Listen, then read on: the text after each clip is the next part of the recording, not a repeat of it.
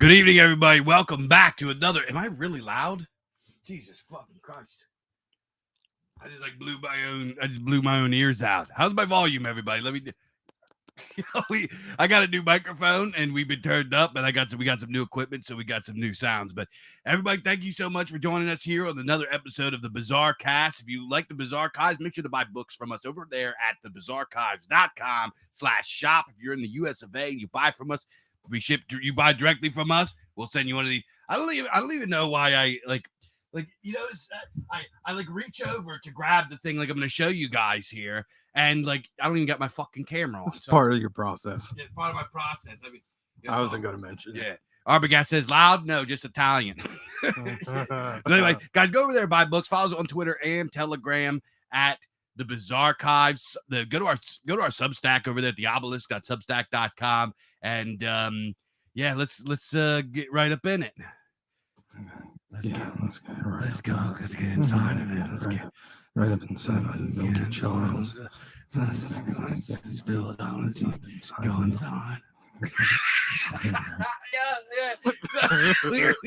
Yeah. So I got a new mic, courtesy of a very generous patron. I don't know if he wants his name said, but he said it's a new mic and new setup, but it sounds pretty good. So you can hear the inside of our mouths.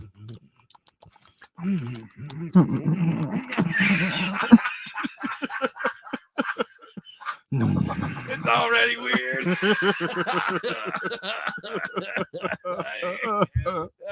So tonight we got to talk about a couple things we've been talking about. We wanted to bring up tabletop games. We wanted to talk about video games. We wanted to talk about these kinds of things because these things are inexorably linked to pulp fiction, into fantasy fiction, into these types of things. So we wanted to bring it up and talk about it because me and Shane are both pretty opinionated about these types of gaming.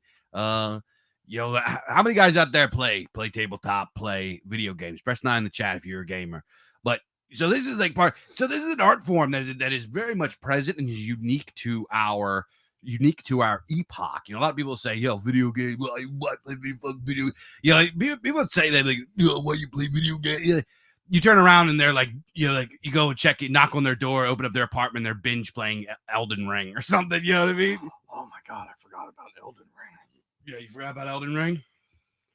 Our viewers dropped down to like nothing after we did the weird mouth thing.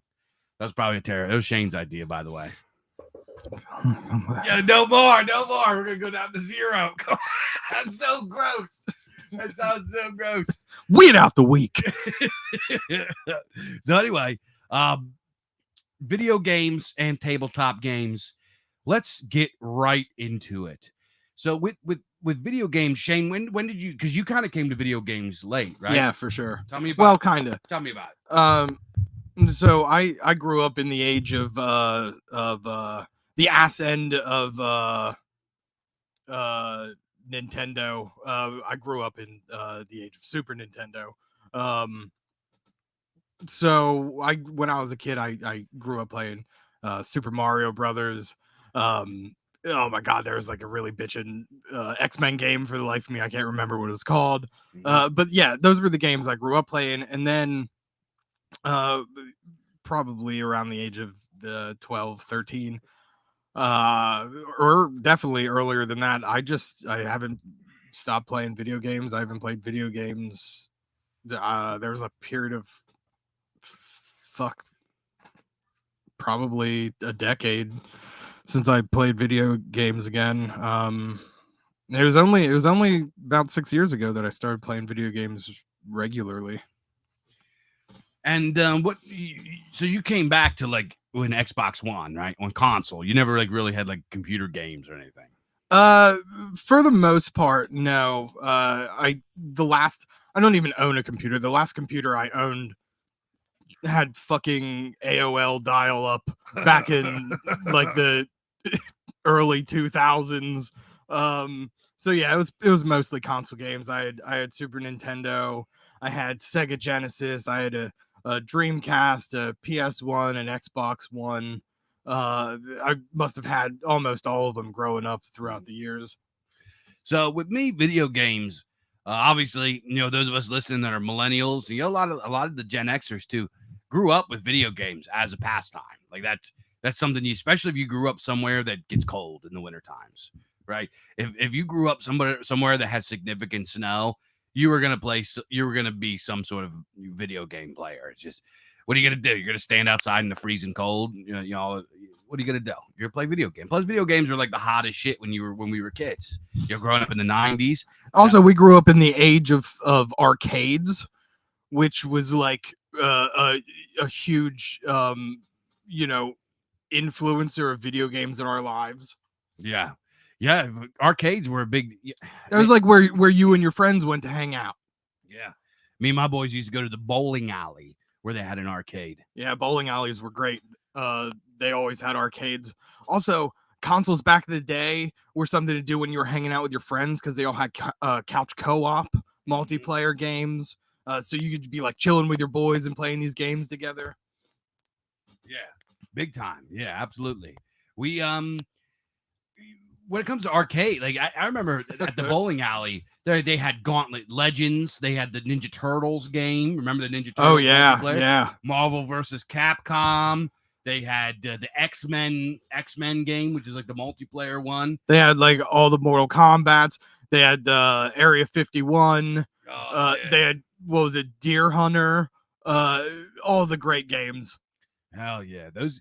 You said those games. It was a different experience. Yeah, because it was before online gaming, so you played with your boys. Yeah, exactly. And I kind of feel like arcades are a thing of the past.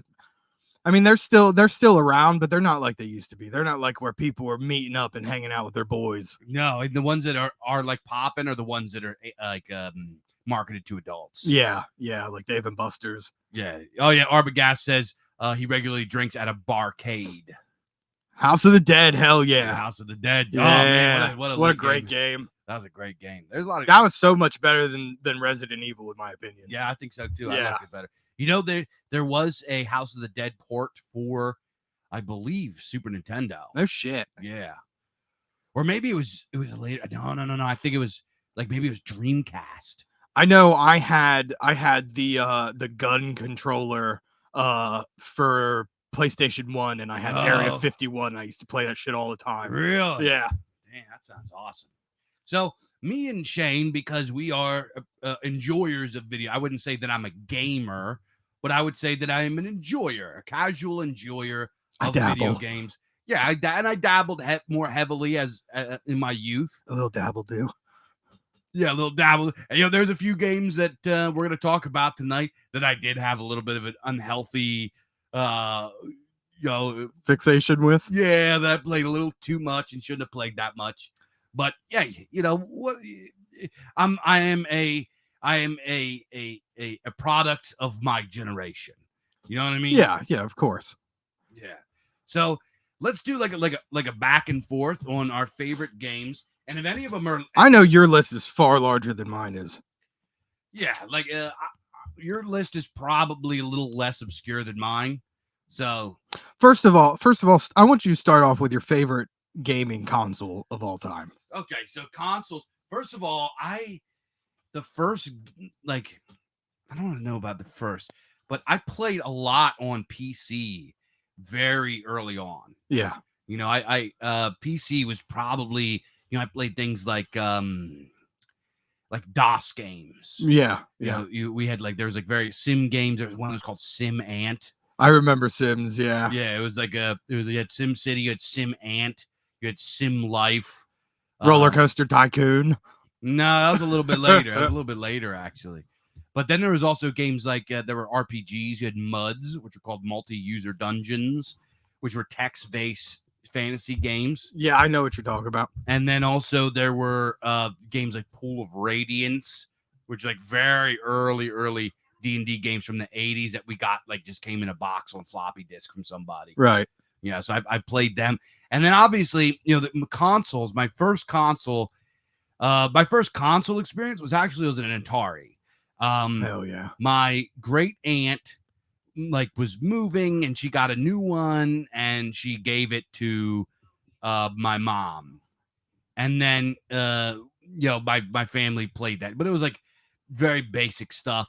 Actually, it wasn't very basic. Actually, I my family played a lot of the basic stuff, but there's I think my great aunt, she had it, and it was like my cousins or something like that. Give me 1 second here.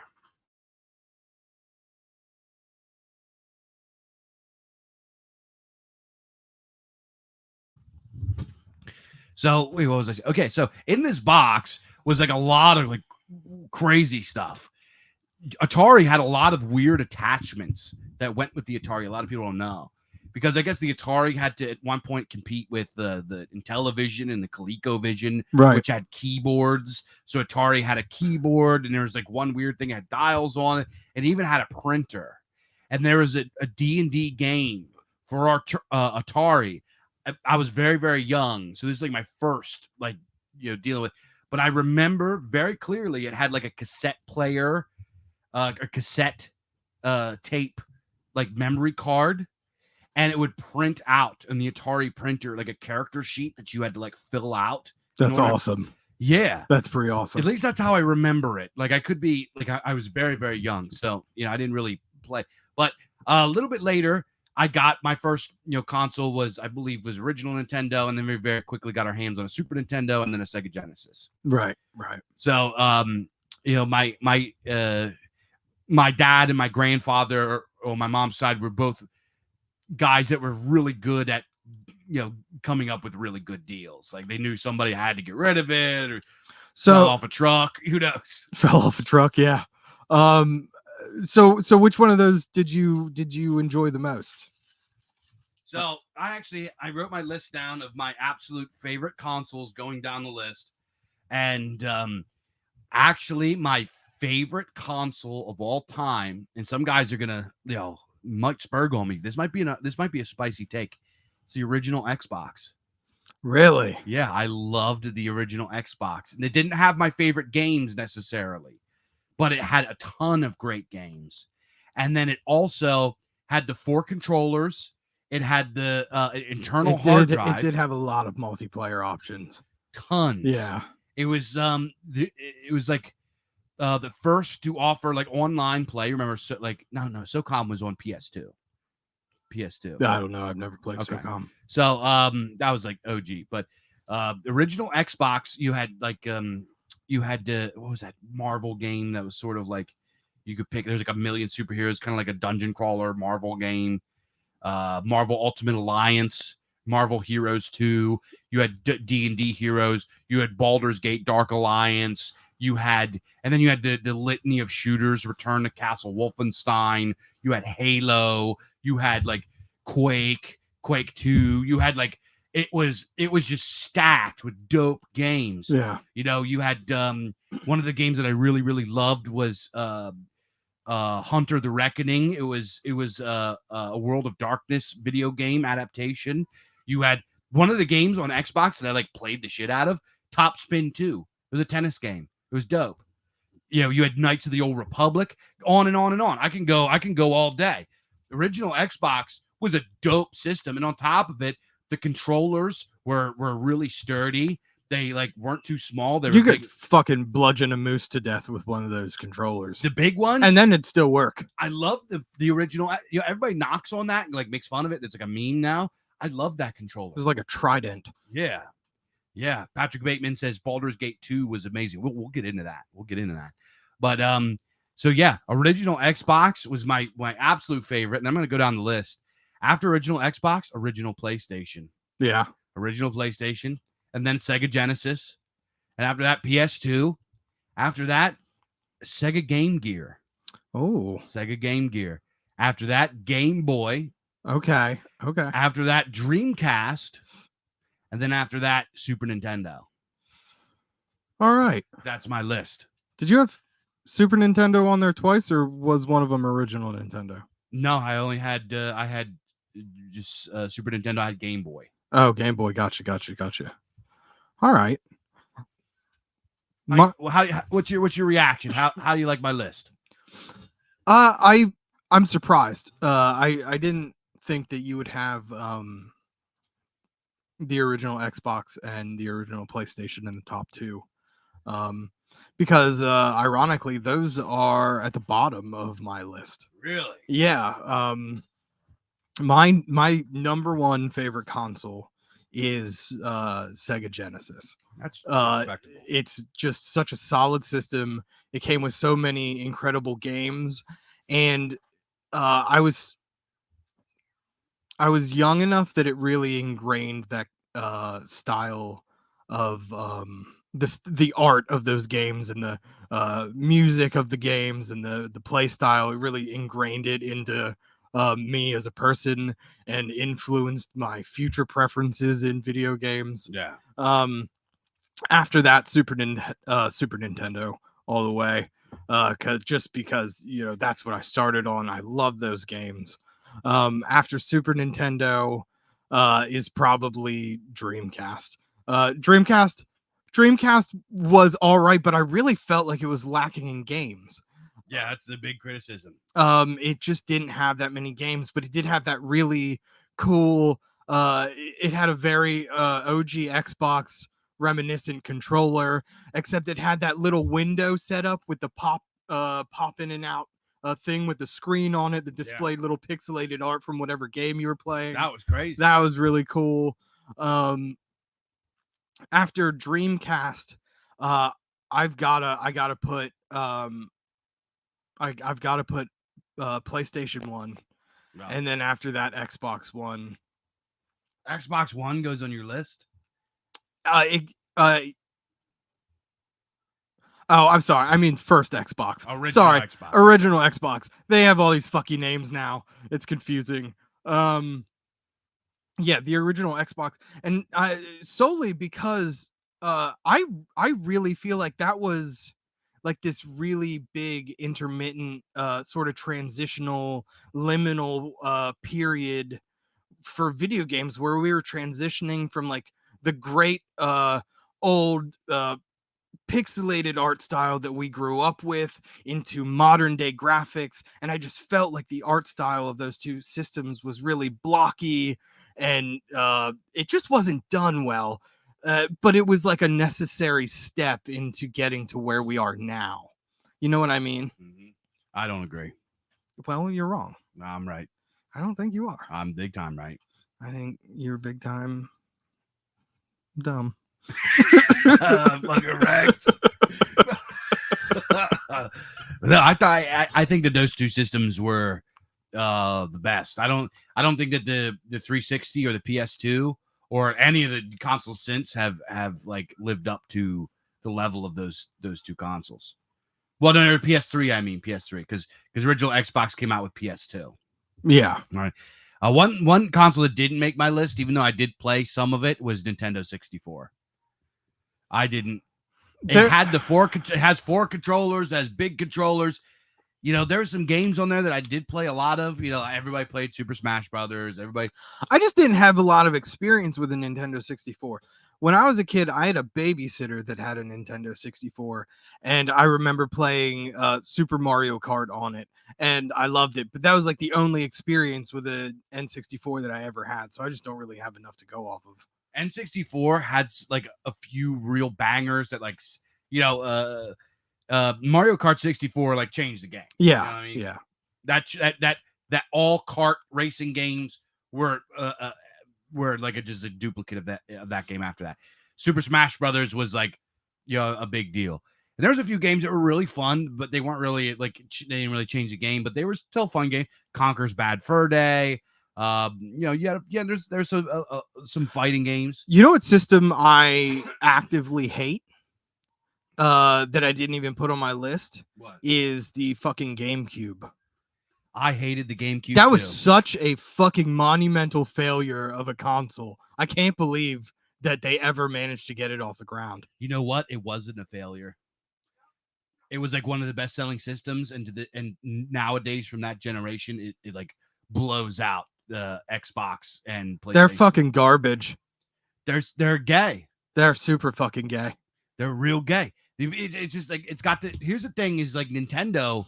This is why I ranked Nintendo so far down on the list, is that Nintendo a lot of the times it's just like brand loyalty. It's just brand. Like, Yeah, people just are just absolutely. in love with the brand. Like, it's not even really a true appreciation. Now, the original Nintendo did have some really dope games. Like, you have your Dragon Warrior. You have your Final Fantasy games came off of Nintendo. The original Nintendo also wasn't one that was on my list, because I didn't have an incredible, a lot or complex experience with it.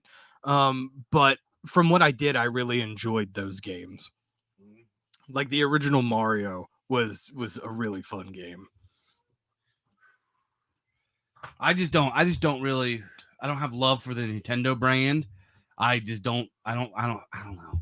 I think Sega Genesis was a just objectively superior system. It really was. It was all the way. And what was it? It was Xbox, PS2, and GameCube of that generation, right? Yeah, I believe. Yeah. First of all, the GameCube had those little stupid CDs. Yeah, whose fucking idea was that to come out with these proprietary discs? The Xbox, it had an internal hard drive. You could play music CDs on it. You could play DVDs on it. And remember this about original Xbox? You could save music on it and use your music as the background. Yeah, that was an incredible feature. That was based. That was awesome. That was based. And then then the original Echo had that really fucking creepy Easter egg in the main menu if you let it sit for long enough. Have you ever heard that? No, it sounds like extraterrestrial chittering, and it's really eerie and ghostly, and it turns out that it's I hope I don't mess this up. It was like an Easter egg that the developers of the console put into the console. It's like recordings from one of the Apollo missions, but really warped and distorted and just made to be fucking scary. Patrick Bateman said he loved the N64. That's cool. I'm not knocking. I had some good games. Like, I just couldn't, like somebody mentioned Perfect Dark, and a lot of people love GoldenEye. And then there's the Zelda Majora's Mask and Ocarina of Time, and some people really love them. I just didn't love them. And then also N64 had a lot of stinkers too. Donkey Kong 64. Was that the Mario? Not Mario RPG. What was that? Was that just Mario 64? What a piece of crap. They had like tons of just huge pieces of crap, and it didn't have as many good games. And then also, but it did have a couple. So, my opinion, I just love the original Xbox and then the original PlayStation, because the original PlayStation had like some of my most beloved games on it. Like, and we're gonna get into my favorite games of all time. But what do you got for your top favorite games of all time? Top 5, right? Not necessarily in this order. But Doom. And I mean all the Dooms from the original to the most recent one have just been incredible, action-packed, gore-filled slaughter fests that just take you from start to finish and leave you with a throbbing fucking erection. Oh man, that was Doom. I didn't put Doom on my list. I don't know why. I just ripped them off. They're not in any order when I do my games.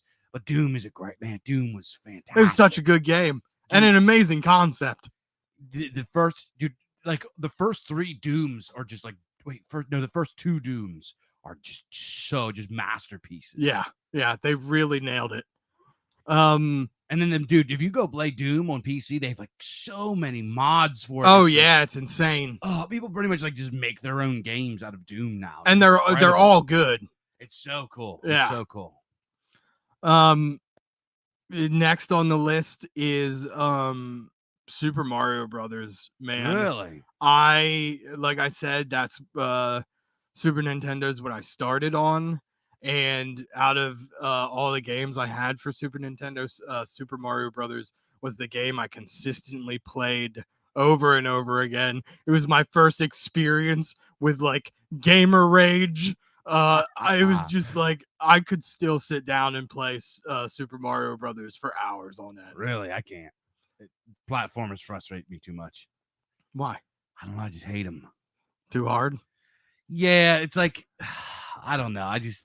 Do you like platformers? No. I hate platformers for the most. There was like one. I recently played a platformer that I really really liked, but it wasn't really a pure platformer. It was like it was an RPG but platform framing.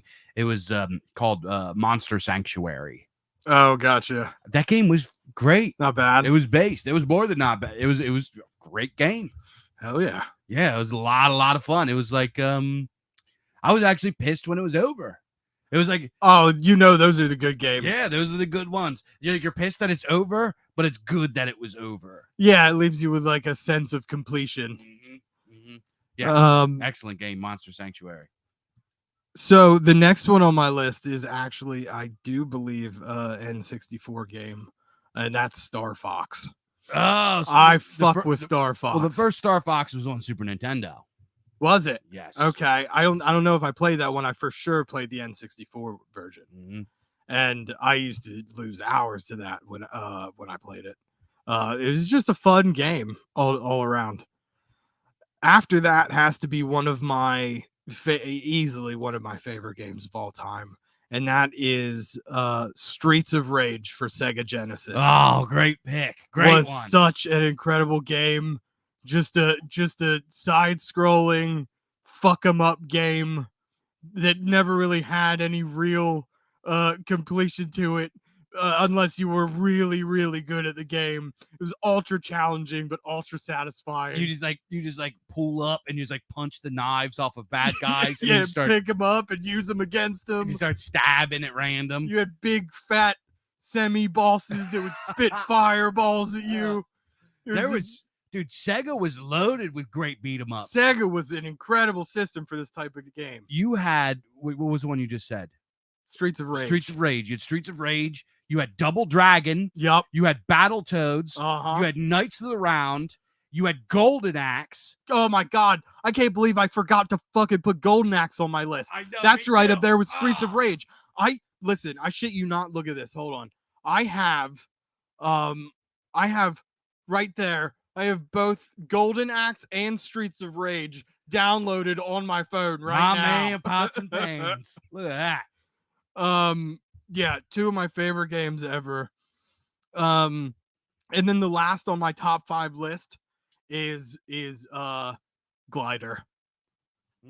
What's that? Glider was an old PC game that usually came pre-downloaded on the computers, and all you did was you pushed a paper airplane around using vents in the floor, avoiding obstacles across rooms. Okay.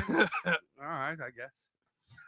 It was a very simple game, but I lost hours playing that game. Right. Yeah. So, okay, is that your list? Yeah, what do you got? Oh God. We'll get to some honorable mentions after you run through yours. Okay, so I might have to bring up some visuals for some of these. Let me look it up here. 1 second. So the first one I want to bring up was a game that was out for the original PlayStation. Let me find it here. No, that's not it. That's not it. It's all the new. So it's a game. It's called Brigandine Legends of Forsena. And Brigandine was a game that was like, let me show you. If I can find it, it's like, no, this is like showing me a new one came out recently, which I was so excited for. And then I hated it. So I was like really, really annoyed with it. Okay, here we go. I'm going to bring it up here in a second as soon as this goofy ad passes. Okay, so present. Let me do a share screen because I want you guys to see.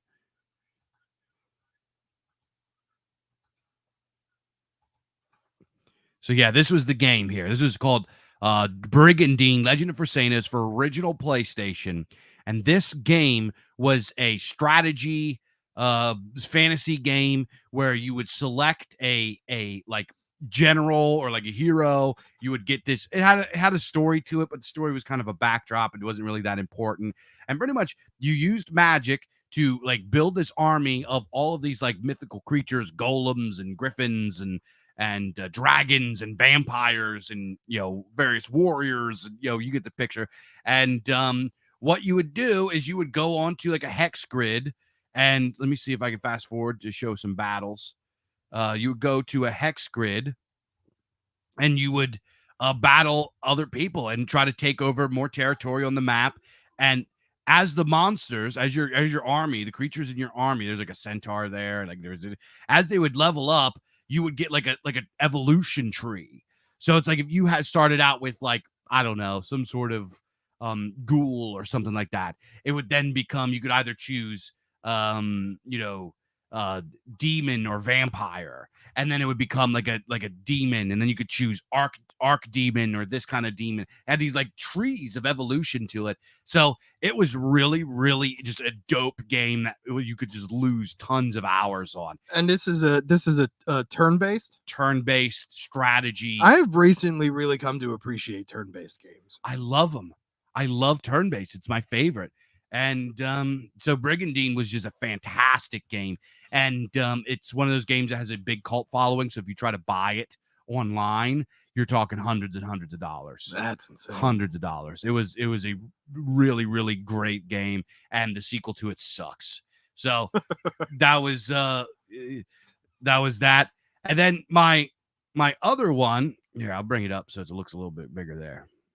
So yeah, so Alpha Twitch. Alpha Twitch is a great game. You upgrade your troops as you progressed. Yeah, it was so dope. My next game was Monster Rancher 2. You guys you ever play Monster? I don't think so, no. Monster Rancher 2 was for the original PlayStation, was a sequel to Monster Rancher, and it was sort of like during the craze of Pokemon and Digimon and all this kind of stuff. Okay. But the deal with Monster Rancher was you would take out the disc and then put in whatever disc you had, other PlayStation games, CDs, whatever. And then depending on whatever was on that disc would summon a different kind of monster. And then you would train these monsters, give them different abilities and skills, and etc. And you would take them to a tournament to battle. It was so much fun. You just like surfaced like an ancient memory from my childhood. Do you have any recollection of those? There were like these little handheld devices called scanners, and you'd scan barcodes on like anything, and depending on the barcode, you'd like acquire a monster that would pop up on this little screen on this handheld device that you had, and then you could use that to battle other people's scanned monsters. What? Yeah, it was incredible. I think it had to have been from the 90s. It was awesome. Was it like the boy version of Tamagotchis? Yeah, kind of, but like way more in depth. That sounds dope.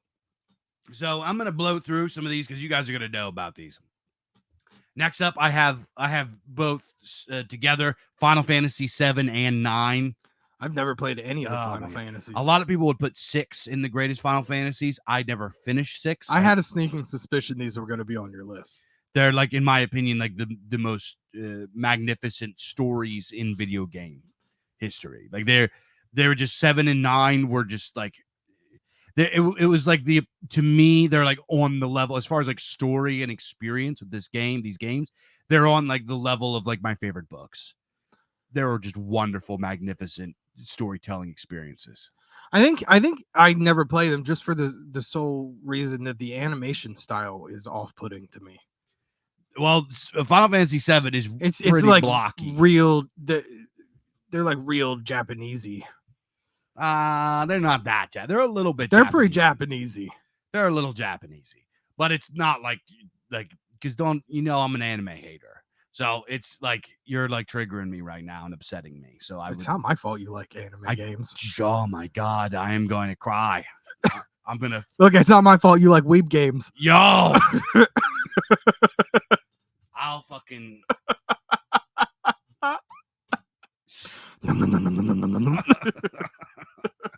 So Final Fantasy 7 and 9 are not fucking weeb games. They are legitimate, tremendous RPGs. And they're on my best ever list.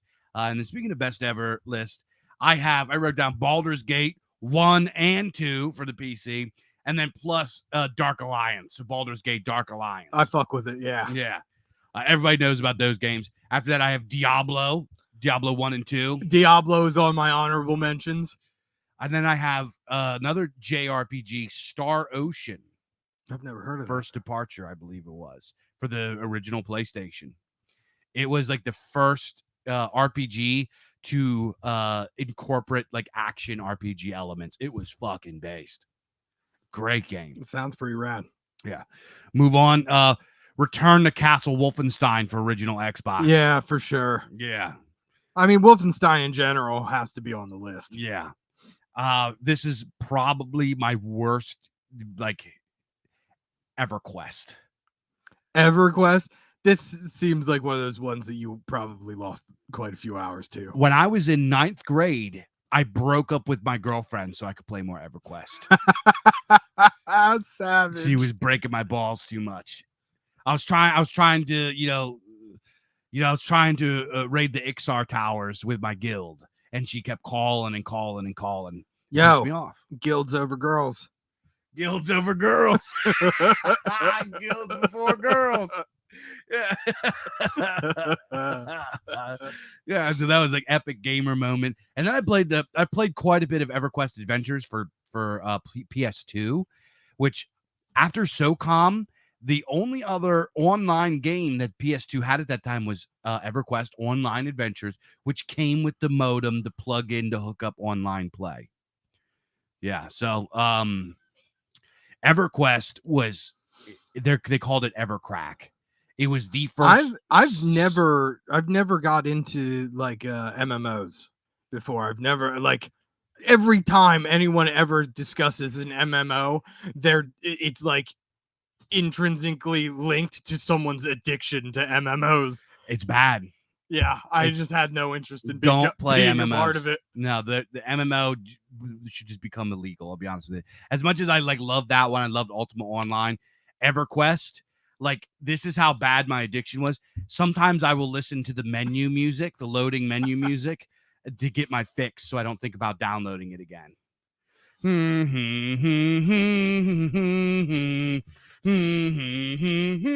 Forever ingrained. It's in my head forever. It was terrible. So after that, Unreal Tournament 2. Oh, yeah. Yeah. Great arena shooter. All right. Quake. Quake's good. Quake's a good game. Tribes, which was another kind of like, it was an MMO shooter for a PC. Killer Instinct. Killer Instinct is a solid game. It's a dope game. Yeah. Warcraft 2. I don't think I've ever played that. It was like, you remember Empire Earth? Nope. StarCraft? Yeah.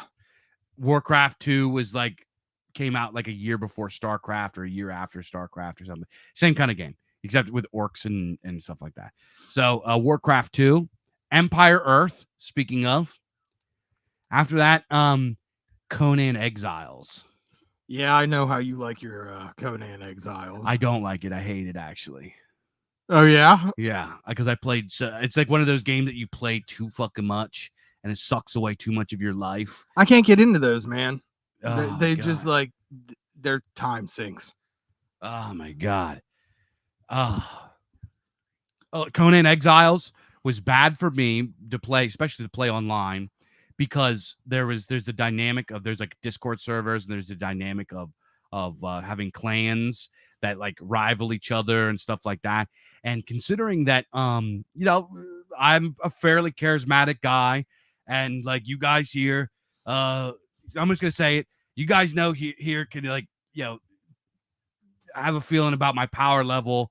When I unleash my power level on normies, it's like, I had exhilarating. It was just like I was just like a political mastermind. It makes my nodes tingle. Across multiple servers. I was a menace to the game.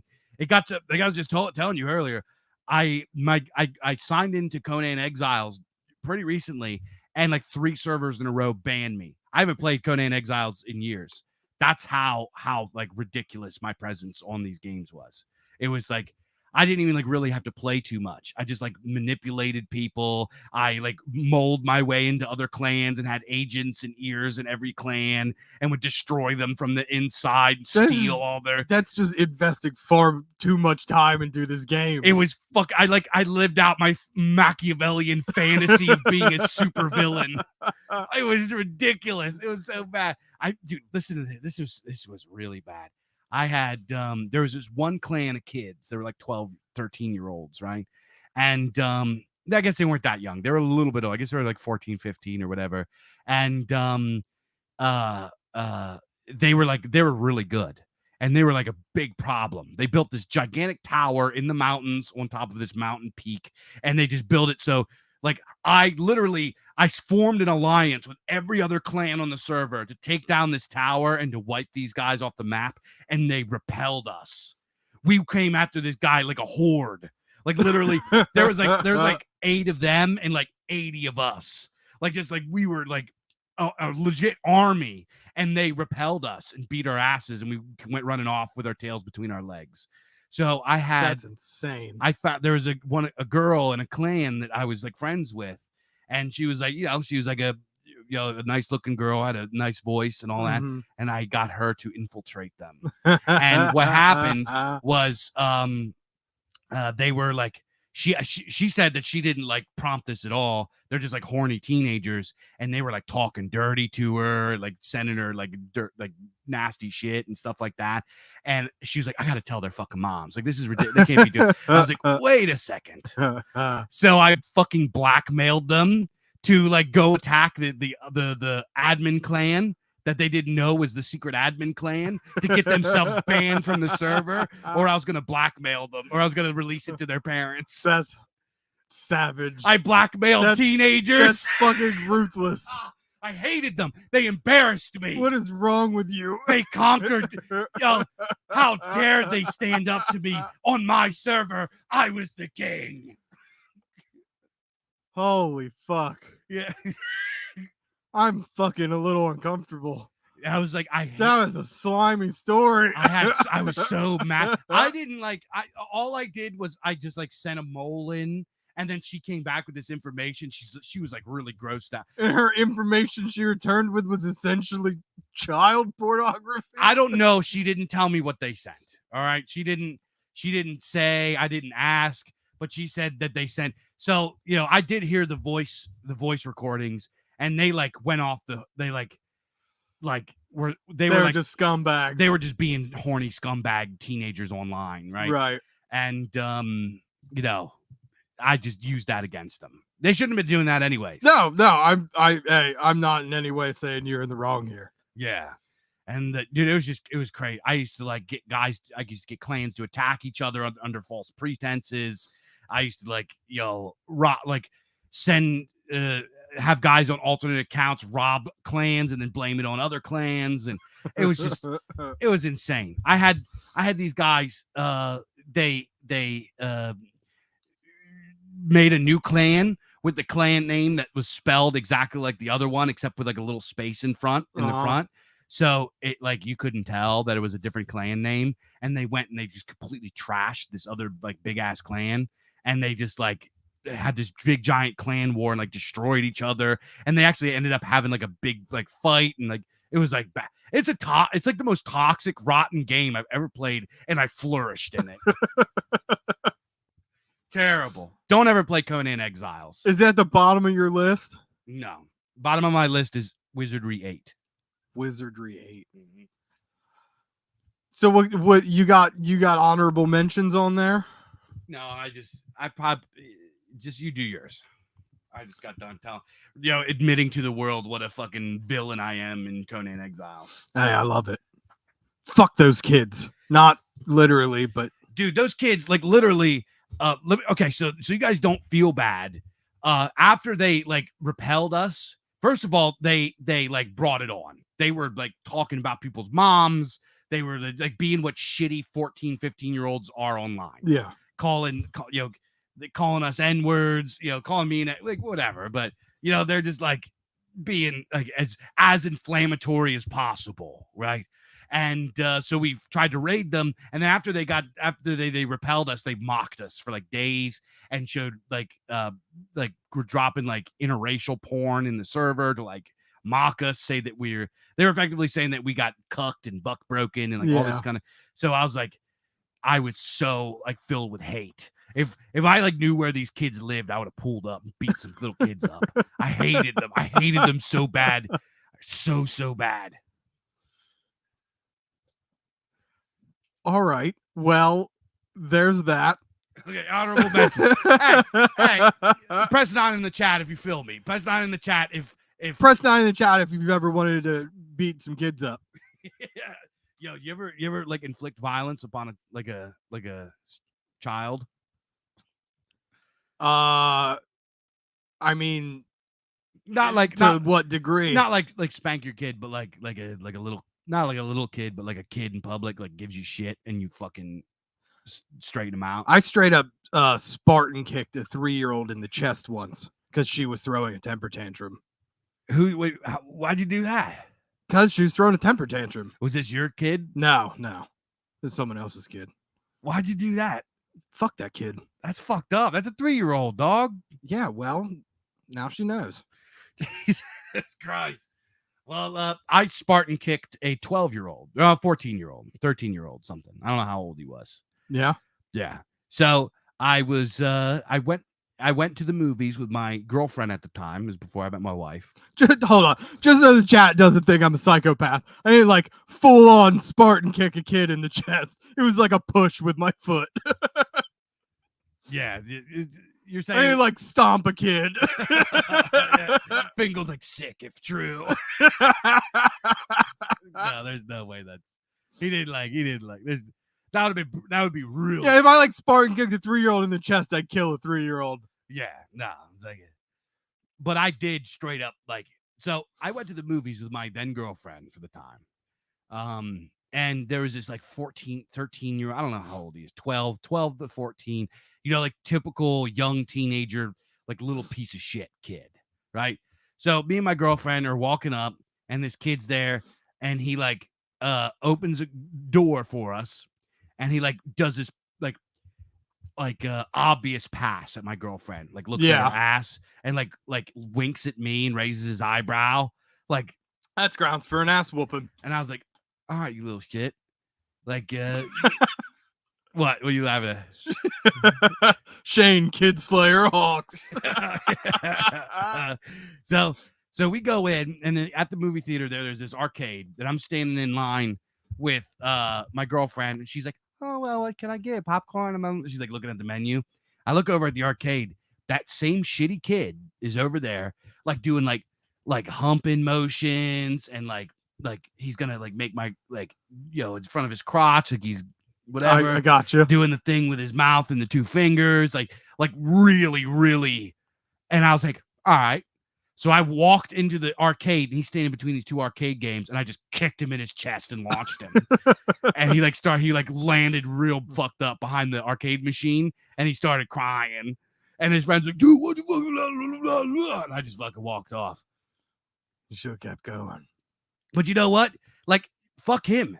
Fuck him. Don't like insult a grown man's woman, dude. You learned a lesson, dog. Yeah. I didn't like flail on and beat him. I just gave him a nice kick to his chest and launched him. I bet he's never done it again. Yeah, don't do that again. Listen, the lesson to take away from this, guys, is that if a kid's giving you problems, you kick him in the chest. I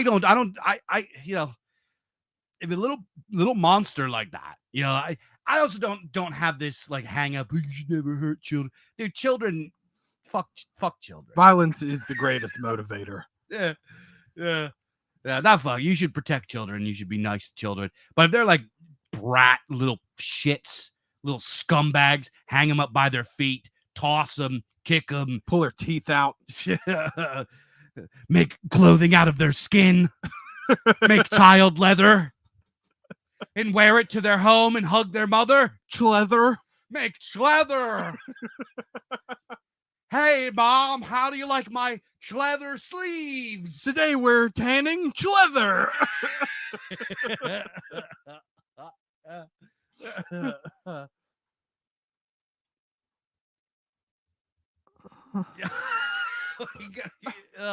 Okay, so honorable mentions. Oh yeah, I forgot we were talking about something. Ob- obviously that was such a like fucking weird tangent we just went on. We already talked about Diablo. Obviously, Diablo gets an honorable mention. Dante's Inferno, which I believe was made by the same people that made God of War, which in my opinion is a terrible game. I'd never liked God of War. Dante's Inferno was so much better than God of War, and it was an awesome game. I loved playing that. After Dante's Inferno is a game I personally really like called Solasta, which is one of those turn-based RPG games. Very true to Dungeons and Dragons rules and mechanics. After that, I gotta put Skyrim in here. I fucking loved Skyrim. It was groundbreaking when it came out, and people are still playing it today. Awesome game. You brought this up earlier, and I added it to my list. Elden Ring. Yes, I was one of the people that lost hours and days of my life playing Elden Ring when it came out. And then finally, after that is a classic, fucking Pitfall. Pitfall was one of my favorite games of all time. Yeah, Patrick Bateman says God of War was incredibly subversive against traditional European religions. That's absolutely right. Big time. Yeah, big time. Fuck God of War, dude. I Dante's Inferno was infinitely better than God of War. God of War is nothing but like smut and crap and like button combos and like it's literally just like I don't know. I don't like it. But here's my hot take. Oh yeah, here we go. Get into it. Open world games are trash. You are wrong. I am right. Open world games is the future of gaming. Yeah. Somebody in chat mentioned Morrowind. Since Morrowind, every game has like followed that format now. Like every single game that comes out of Ubisoft is just identical to that. You know, you have hand holding quest markers. You have fetch quests everywhere. You have all this side crap. You have this gigantic map full of nothing that you just run across. You have it's just like you lose your entire life. Listen, there are absolutely games like that, and they're terrible games. But open world games that are done well are very immersive, engrossing games. They're on par with your fucking bout with EverQuest.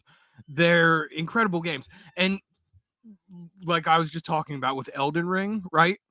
Was such a massive map that wasn't devoid of, you know, that problem when you have a huge map in an open world and it just feels empty and hollow. They didn't do that. There's shit everywhere. There's new things to discover around every turn. It was forever engrossing everywhere you went.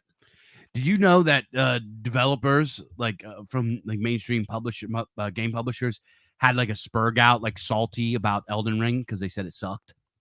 Why? Because I could bring it up here, but there's like a bunch of devs from like Ubisoft and like these games these companies that I'm talking about we're like, how is it the Elden Ring, blah, blah, blah, blah, blah. This is a piece of shit game and blah, blah, blah, blah, like talking shit on it.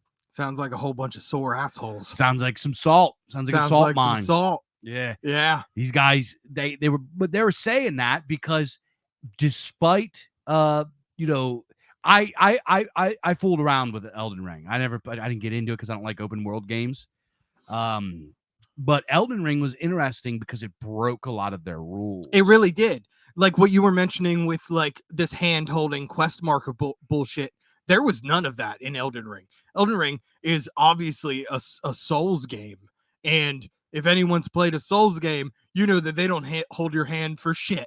And you're just totally left on your own to figure shit out. Yeah.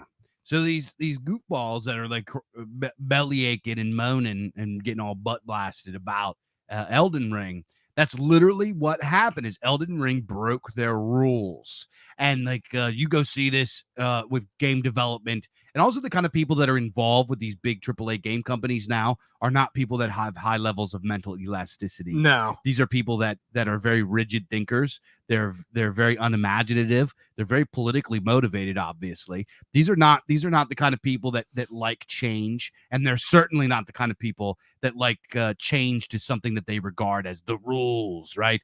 So exactly. And on top of that, what Elden Ring did was it set a higher bar of customers' expectation for what an open world game should be, which now they have to live up to, which they're not happy about. So Elden Ring is interesting because number one, all of the Souls games kind of have shitty graphics. Yeah. The graphics are kind of shit, especially like the Dark Souls games. Yeah, it's Shitty OG graphics. Dark Souls is terrible graphics. It's like unplayable now. Right? Yeah. And then you look at Elden Ring, it looks, because it's a part of its own style and everything like that. But like the graphics aren't very crisp. A lot of the monsters have like, they're kind of a little bit blurry, and it depends. I was actually kind of impressed with the graphics of Elden Ring, but they're not on par with like AAA games that are, No, they're not up there like with what was it? Red Dead was, dumped hundreds of hours into, detailing horse cocks that would shrink in the winter. Yeah. It wasn't on par with that, but it was miles above previous Souls games. Yeah. And Elden Ring, another thing that it does is it breaks the rules for what they call user experience, which they believe that in order to have a proper user experience, users must have pretty much their handheld. And what this means is they believe, this is something that we run into if you talk to just like even indie developers, there's this like belief that and this is based on like some kooky bullshit that psychologists that the game developers hired years ago came up with, that players don't like randomness. They don't like to die unexpectedly. They don't like all the, and Elden Ring was the opposite of that. Elden Ring, the world is hostile to you. Extremely hostile. You could just be walking, minding your own business, and a monster just comes running out of nowhere and attacks you.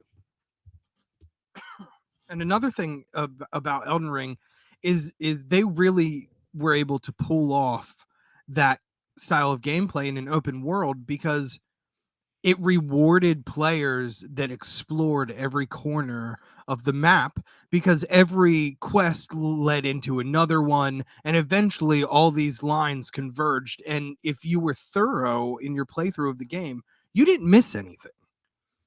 There was no quest left unturned. Yeah. There was no microtransactions, right? Correct. You couldn't buy your way to win. Nope. You couldn't pay to play, or you couldn't pay to win.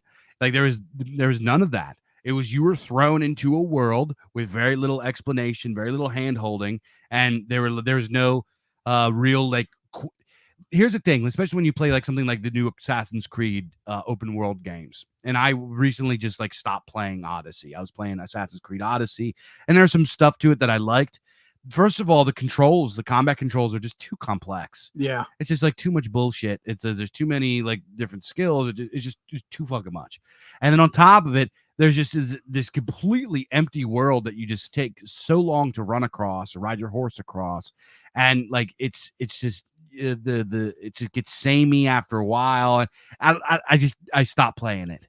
And what annoyed me the most about it is throughout the game there are these bounty hunters that you got to deal with. If your bounty gets too high, the bounty hunters will come looking for you. The map alerts you to where the bounty hunters are. That's retarded. Yeah. So you it's like, know, they don't like hunt you. They kind of just like walk around like mindlessly waiting for you to come to them. Right. Yeah. It's just like, it's cringe. And that is part of like the user experience, that everything that is about to happen to you, you already know about it. You know exactly. You're just kind of like mindlessly following the beacons that set off your quest locations. Here, go get this, go ahead, run back, go get this, run back, get this, run back, get these ingredients, run back, go kill this, run back. And it's just, it sucks. That was kind of one of the things I enjoyed about another game that I know you have a controversial opinion on, Skyrim.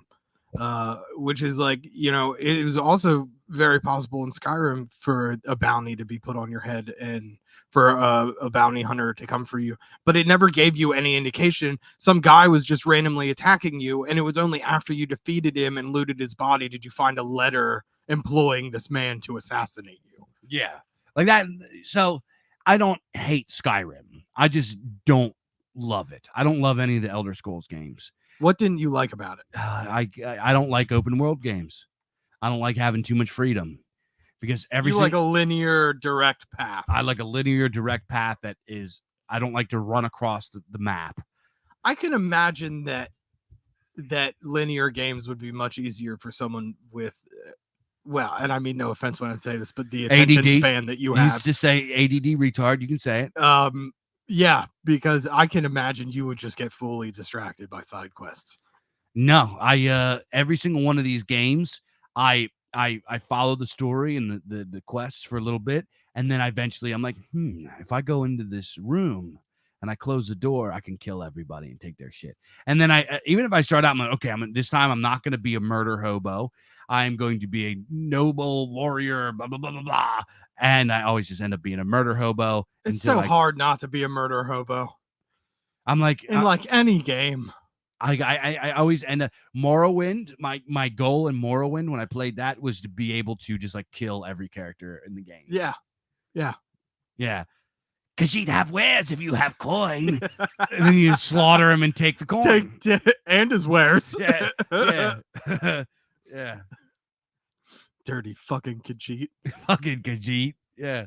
So that's just kind of like I can't play open world because I just turned to a murder hobo. And this goes for I have never finished a Grand Theft Auto game for this reason. I haven't played a Grand Theft Auto game since like San Andreas, I think. I couldn't tell you the last time I've touched Grand Theft. And when I did play, I literally turned cheat codes on and just killed everyone for a few hours and then hopped off. Yeah. One of them Grove Street busters. Yeah. No, Grand Theft Auto I played what was it? Grand Theft Auto 5 or 4 was the last one? I think 5. I don't know. I played the one before that pretty far where you're like what was his name? It's like Nico or something. I can't remember his name. I couldn't tell you. Nico Drebeska. There's like some fucking like Russian-y kind of sound of shit, Romanian or something. But then in the newest one, I didn't make it that far at all. With the 3 characters, you could be Trevor, or like the Italian guy or the black guy. I didn't really get that far in that one, even though that one was just too easy to just become a murder hobo immediately. I kind of feel like that's the point of Grand Theft Auto, though, is to be a murder hobo. You're like given everything that you need to just go on a murder spree and then just hold off as many cops as you can until you die and then step out of a hospital and do it all over again. Yeah. That's exactly the brilliance of Grand Theft Auto. And that's all you remember how much like ruckus GTA made when it first came out? Grand Theft Auto 3. Yeah, like everyone was furious. They were like, you can't put this game out for kids to play. Yeah. There's prostitutes. My dad, I got GTA 3 for, I think it was that PS2. And I was like showing him, I'm like, yo, Dad, check this out. And my dad like liked video games a little bit, but he's like, he's a boomer, so he wasn't really that good at them. So he would like sit and like watch me play games so he could get like an idea of the story and like check it out and stuff like that. So I showed him GTA 3, and he was like, when I showed him like how you can, I was like, I picked up a hooker, I banged her, and then I murdered her with a baseball bat. And like ran her over with my car, and then there's like blood streaks on my car, like my car tires leaving blood trail. My dad thought that was the funniest shit. He was like there crying, laughing. Speaking of getting hookers, another game that I feel like we're almost obligated to talk about is Cyberpunk. Oh, 2077. Yeah, I have mixed opinions about that game. You know what? I played it when it came out. From start to finish, when all the bitching and moaning about bugs was going on, And you know what? It was a buggy game, but I loved it, man. I had a blast playing through the entirety of the game. I did like every side quest. I did the whole game. And my only complaint with that entire game is the one night that I accidentally got my dick sucked by a dude in the game. No. Yeah. What? Yeah, and there's like no option to back out of it. So you're like, no. How do I stop this? And I had to like jump up and turn my console off. It was terrible. It was like truly traumatic. Oh God. Yeah, so that's why I have mixed opinion. Like, I played the game through and I actually liked the story and I beat it. But there is subversive elements in it. There is absolutely subversive elements in it. Yeah. Yeah. So it's like I wouldn't suggest people play it, but I it is, but it's like it's a part of the genre though. Yeah. You know what I mean? Yeah. So it was like I thought it was pretty funny, like when the game dropped, that all the changelings, right? Yeah. All the changelings were crying, like saying, well, this puts transgenders in a bad light. Blah, blah, blah. They thought it was gonna be this like post-liberal utopia. Yeah. That's because they're completely unfamiliar with the genre of cyberpunk. Yeah. And that is the post-liberal utopia. That's why they were mad. Joke's on you! Rex. You get what you ask for. Stupid fucking transformer. Smoke on that, changeling. But yeah, that was I bought it the day that it came out because I love. And it was such a long awaited release. Yeah.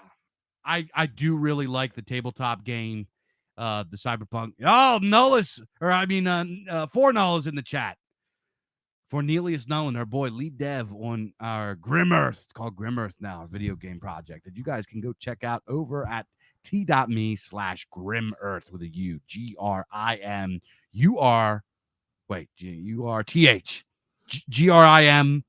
GRIMURTH. Welcome, Nolan. Yeah, many hails and blessings to Fornall. Dude, Fornall is the lead dev on this game. This guy's just been crushing. You've been doing some incredible work. Oh my God, this guy, like, if he could get like an award, like, I know that we are like supposed to be like the rejects of Necromunda around here. Like, we're not allowed to go into the daylight and be among polite society because we're too repulsive. But if we were actually allowed to exist on the surface and have our own societies, I would give an award to Fornall for biggest peepee, biggest, hugest peepee and game developer. Biggest game developer peepee. Yeah, best game dev of the year, and then Mondo peepee. Mondo Hog. What a trunk.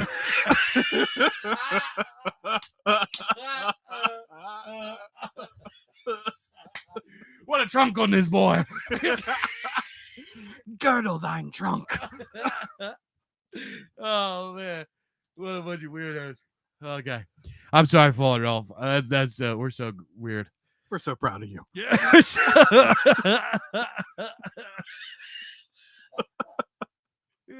Oh, that's such a weird thing to say.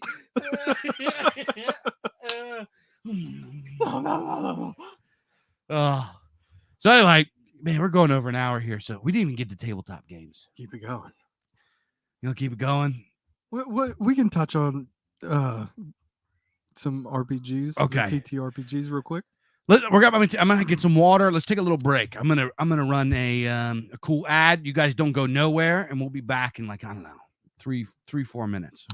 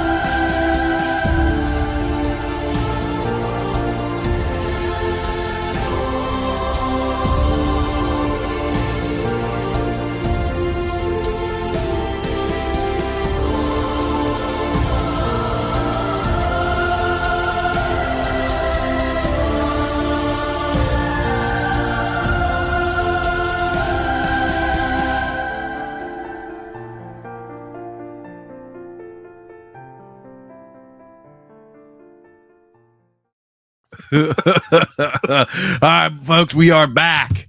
Yeah, so that game, it said that book, it said coming soon. It is not coming soon, and it has been out since July. It has already come. It is already comped. So go get yourself a copy of Chronicles of Heraldria Sacred Times Part 1 by the mighty M.S. Jones. Excellent, excellent. If you guys like epic fantasy, this is the series to get in on the ground floor. It's a fantastic book. Fantastic book. There's gonna be 8 books. They're not too long. It's not like a big epic fantasy just door stopper. It is, it's very I think it's 200 something pages. I'm gonna have some in the store up here in like a week or so on the way. So over at the bizarcast.com/shop, you can get a copy in like a week. But P once asked, when is 2 scheduled to come out? Actually in a couple months, I believe January we're slated to come out with Sacred Times Part 2. So that's coming very, very soon. And BIZARCAST 4 is slated for the beginning of December. And then I have another thing that I'm working on that is going to be a just absolutely just tome of classics. So you guys are going to really like what's coming out of BIZARCAST. So really, really great stuff. So tabletop. Yep. Mr. Shane, tell us how you got into tabletop. Well, you dumbass. Oh, yeah, that's right. I forgot. I did show you. I did get you to play tabletop. Yeah, what was it like? Fuck, it had to have been like 6 years ago now. Was it that long ago? Yeah. Wow. Yeah, it was right after I came back from Ohio, right? No, it was before I went to Ohio. It might be longer than 6 years. Yeah, it was by a little bit. Before you went to Ohio, Go ahead. I don't want to just like call you. I want to. I was in jail, guys. I was in jail in Ohio. That's why I was in Ohio. Stop being weird about it. Shane went to jail in Ohio. It's nothing wrong about it besides what you did wrong. Now you're making it weird. Yeah. Well, you went to jail. Like, what do you want? Anyway, before that happened, you convinced me to play D&D, and before that, you would ask me, and I would be like, "Nah, that's fucking nerd shit. I ain't no fucking nerd." Yeah. And which, by the way, Shane says that Ohio has pussy jails. Ohio does have bitch ass jails. Yeah, they're not like hard, like being in the clink in PA.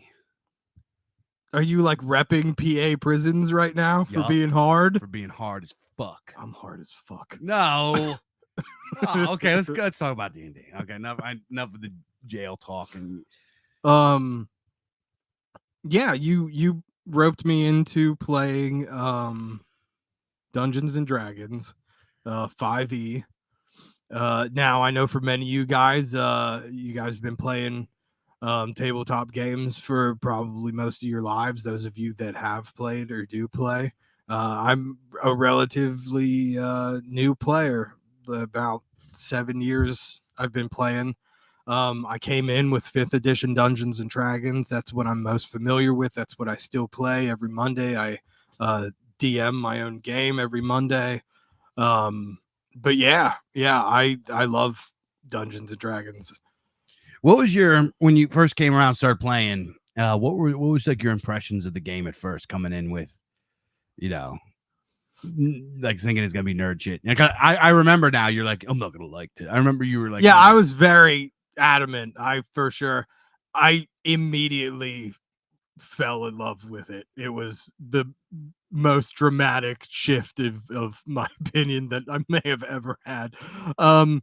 First and foremost, my very first impressions was absolute and utter confusion at what the fuck was going on. You telling me to, make a con save, and I'm like, I don't know what that is. What do I do? Yeah. But it's like, it was just so immediately gripping and immersive, and it was like the best possible version of a choose your own adventure story with friends that you could ever hope for. And like I said, I still play it to this day regularly. I don't think a week has gone by where I don't play a game of Dungeons and Dragons, and I love it.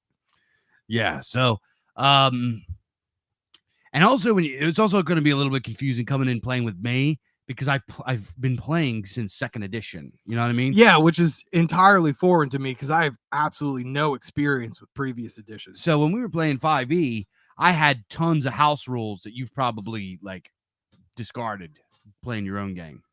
Yeah, probably. Yeah. There's like I can't even remember what your house rules were. Yeah, I can. I played 5th. The only reason I played 5th edition was because that's just what everybody was playing, right? Yeah. And this is before I found out that Wizards of the Coast were actual literal groomers. Which, by the way, I could bring that up. The Wizards of the Coast are groomers. Wizards of the Coast are fucking disgusting noses. They give money to. They donate money to what's called the Lambert House, which is an LBGT house, or for youth LGBT. They have drag queen nights where the drag queens come and talk to kids in their like safe gay space or whatever, where parents aren't allowed to be there. So it's like, and then like a bunch of these, one of these drag queens that I tracked down has like is on the registry, is like a sex offender. Shocking. Yeah. So it's like, do not go with Wizards of the Coast. Shade Master says the quartering has exposed Wizards of the Coast and their grooming practice. Yeah, he exposed them for the Magic the Gathering stuff. You know, which is another game. I loved Magic the Gathering back in the day. I played the hell out of that game. You know what I mean? I think I've only played like 2 games of Magic the Gathering, and that was with you. I definitely didn't like Magic as much as I like D&D. No, it's a different kind of game. But I really I really liked it for a long time, and then just the rules got too convoluted, and there's too much now, and like they nerfed things that I like to do in it, and it's too complicated now. Yeah, it's stupid now. It doesn't have the same soul that it once did. But when it comes to what am I saying here? D&D. So D&D with 5th edition, I stopped playing. I don't play 5th edition no more. I just go back and I just love AD&D 2nd edition. I think that's the best edition. You know, just the resources that are available for it, the amount of books, the artwork, the aesthetics is just so classic. You got artists like Larry Elmore and Clyde Caldwell doing the art for those things. You know, it was still very much very Gygaxian, and had the Dave Arneson was still involved with it. So it was like, it was still D&D before Wizards of the Coast. So that's how I started. I started playing with my older brother, and Fornall says he plays Axe.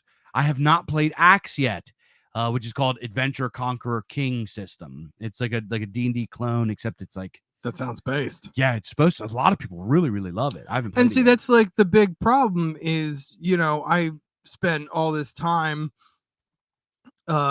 learning the myriad rules of Dungeons and Dragons 5th edition for Wizards of the Coast to start pumping out pause shit and just like being disgusting human beings.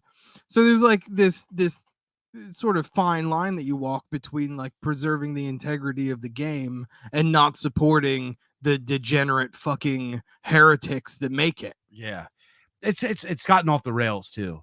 They've nerfed and like taken out you know, like they did with the whole when they re-released Ravenloft. And yep. Oh my god, I don't even want to get into Ravenloft. Oh my god, the Ravenloft. And they just re-released, I think they just re-released Spelljammer. And like I didn't even like look at it. I'm not looking. I loved original Spelljammer. I thought it was really imaginative and weird and out there. It is, yeah. And I just didn't want to like be disappointed again by what they're doing. And put the politics aside and like the social issues aside and like their crap aside, they're just like cranking out these brands, and then they're re-releasing Dragonlance. And they said nothing to the writers of Dragonlance. This is literally everything that Wizards of the Coast has come out with lately has been an unabashed, just like money hungry, just an attempt at sucking every last cent out of people that have loved the game for years. Yeah. So get rid of all that stuff. Everyone put aside all that stuff. It's just like not good. And you know, I'm not saying that TSR, like the company that started D&D, like towards the end there, TSR was flailing and they were putting out some crap, and because they were crashing and Gary Gygax left, and it was just it was a big mess, right? But it was like in their like death phase. Wizards of the Coast is like more making more money than they ever have. And they're like now like really starting to like rape because they're owned by Hasbro at the end of the day. Yeah. The Hasbros. Yeah. So it's like, I don't know. It's just, I don't know. But there's something to be said for, the beautiful thing about Dungeons and Dragons is that the world that your players play in is the one that you create for them. So you decide what's in it and what isn't in it. So, at the end of the day, for those of you that do play, don't be put off by, be put off by Wizards of the Coast and their fucking madness, but you don't be put off of the game because you decide what the fuck you play. Yeah. Husifer says, dude, I can't believe y'all are talking about Wizards of the Coast and their stuff. Y'all know that Magic is catching so much flack for what they're doing to Magic the Gathering that it might be about to die. Based. Good. Excellent. Good. Yeah. P says, any thoughts about OSR? OSR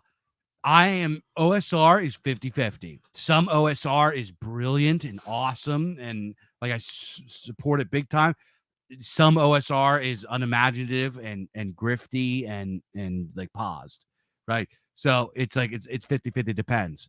So I actually wrote a few tabletop games that I suggest as a change of pace, because here's the thing is that people a lot of times they get stuck in D&D and they just never leave, right? They never just go play anything else. They never play a different edition. They don't try other games, and that is a damn shame because there's so many good tabletop games out there. Absolutely. Tabletop RPGs.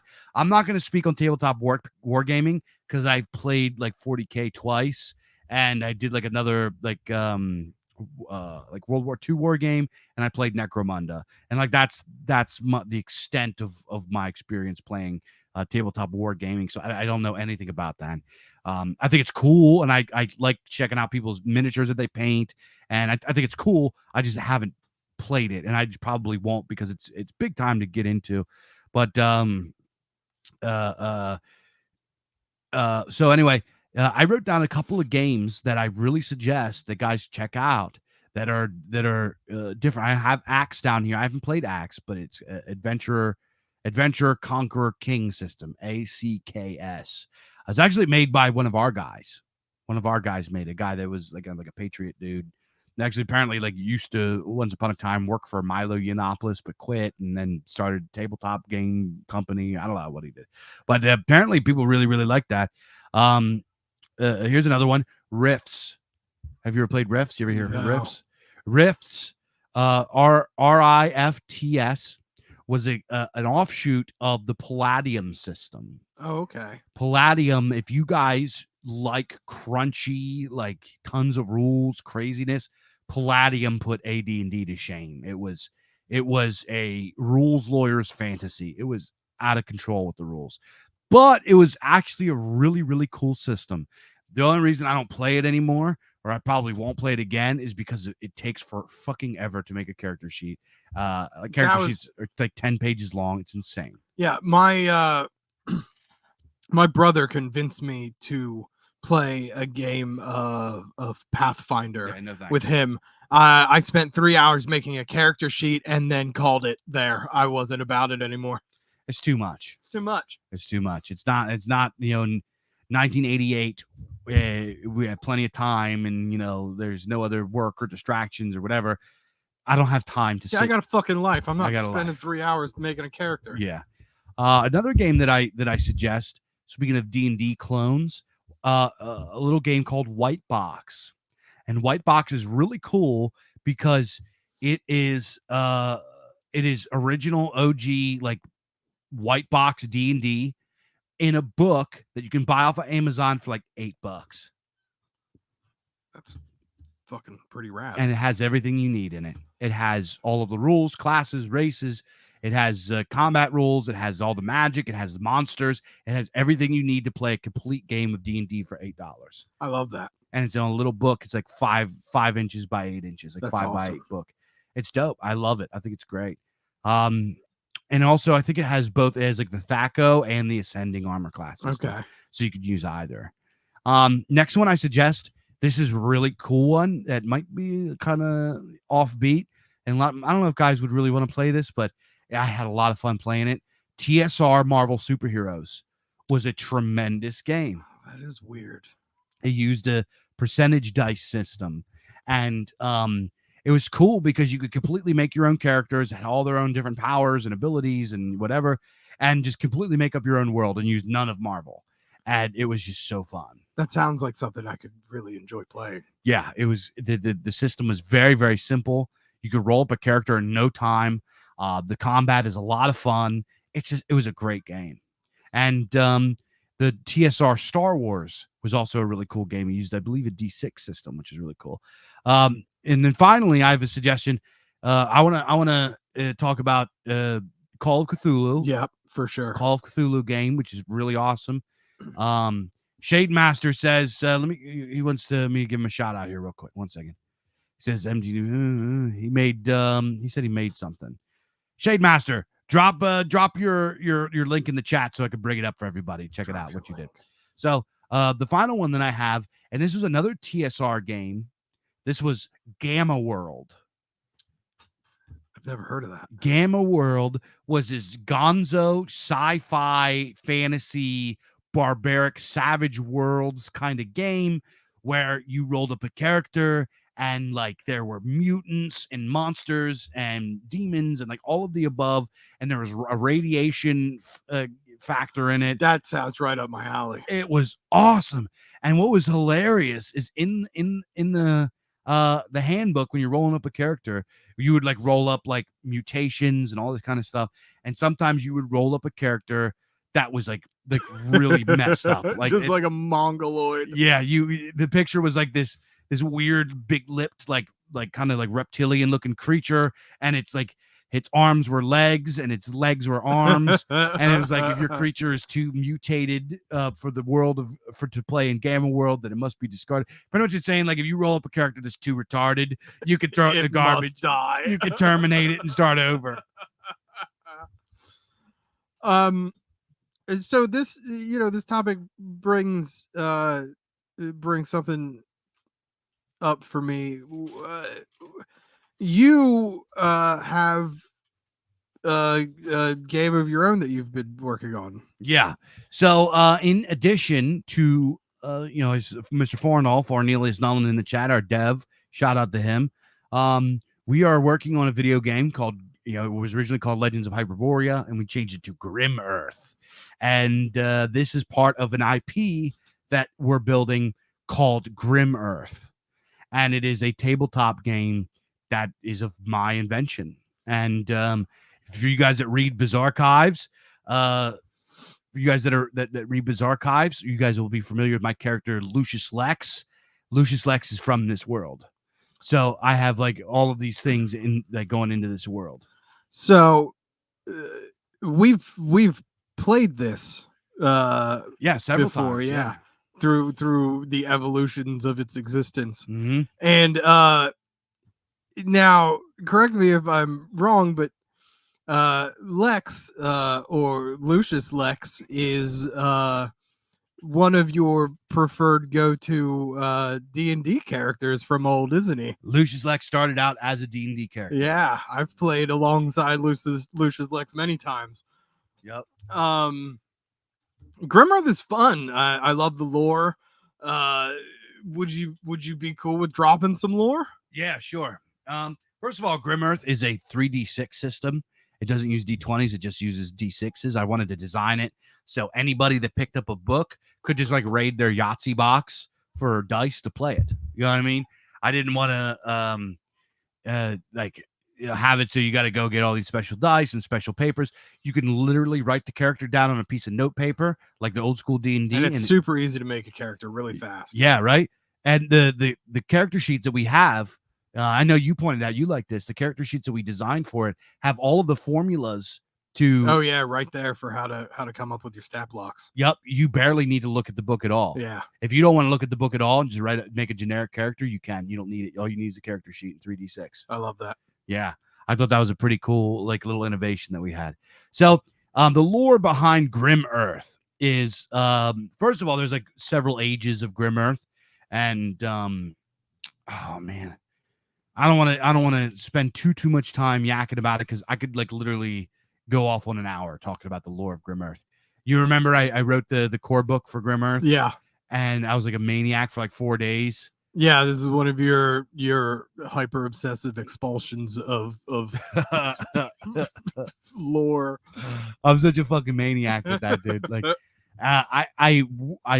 the document is like 30-something thousand words. I typed it up in like 3 days, 4 days. I slept 2 hours a night, and then afterwards I slept for like 12 hours. Yeah.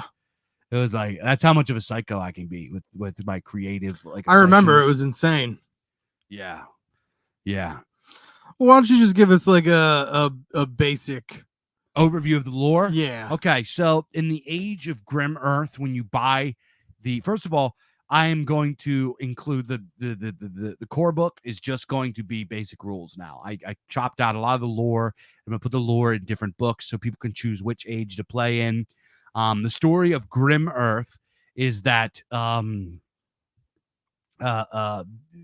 it's very much based on the kind of the cosmology and the eschatology of the reality, right? Right. The story starts all the way back at the beginning of creation, where the first pieces of reality come pouring out of a cosmic hole called Aulo, and from Aulo came a great spire. Or no, from Aulo, in Aulo is kind of like this toiling cosmic sludge, this like primordial like nectar. Yeah, this like primordial nectar, cosmic nectar, and it just like was like nothingness. It pours through from another reality, and in this thing, this first consciousness was born, and the first consciousness it came to be known to be King Omi, and Omi is like the first consciousness. He's a god, and he for like an uncountable amount of time he laid in the slurry and looked at the black nothingness, contemplating his existence, and just like kind of spun round and round until he finally got something going, and he used the stuff to build this gigantic spire that went up into who knows how long. So he crawled up the spire, and and then he climbed to the top of the spire. And after he was there, he realized he had the first feeling, and the first feeling was, or he had like the first thoughts, and then he had the first feeling, which was loneliness. So loneliness like made him like, miserable. So he pulled the loneliness out of his mind and threw it over the edge of the spire, and then just continued to sit there in silence and contemplation. So the loneliness went down and went into the Aulo schmutz, right? And this molded into the first woman, which was born out of his loneliness. And this was later known to be Queen Anga. And Queen Anga climbed up the tower, up the spire, which is called the Mill Spire, and she met with King Omi, and they fell in love, and together they became king and queen. And first they built heaven, which was, it's like Asgard. It's like the realm of the gods. It's a golden palace at the top of reality. And then they built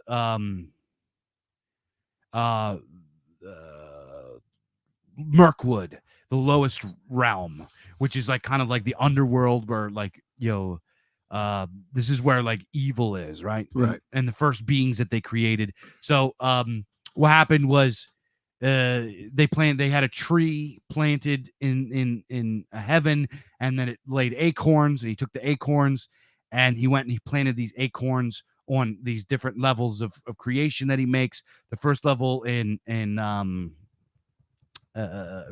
Mirkwood, he plants the oak, it's born, it grows, it drops acorns. From the acorns grow trolls, and the trolls were the first beings, but they were like ugly and grotesque, and spiteful and cruel and rotten.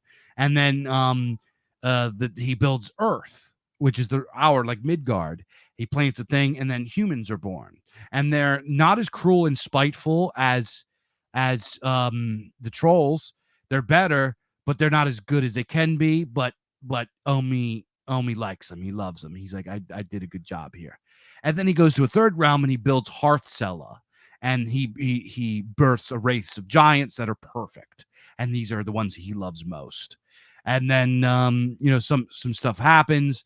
He has a beef with his wife Queen Anga, and Queen Anga is like, how dare you reject the trolls? They were your first kids.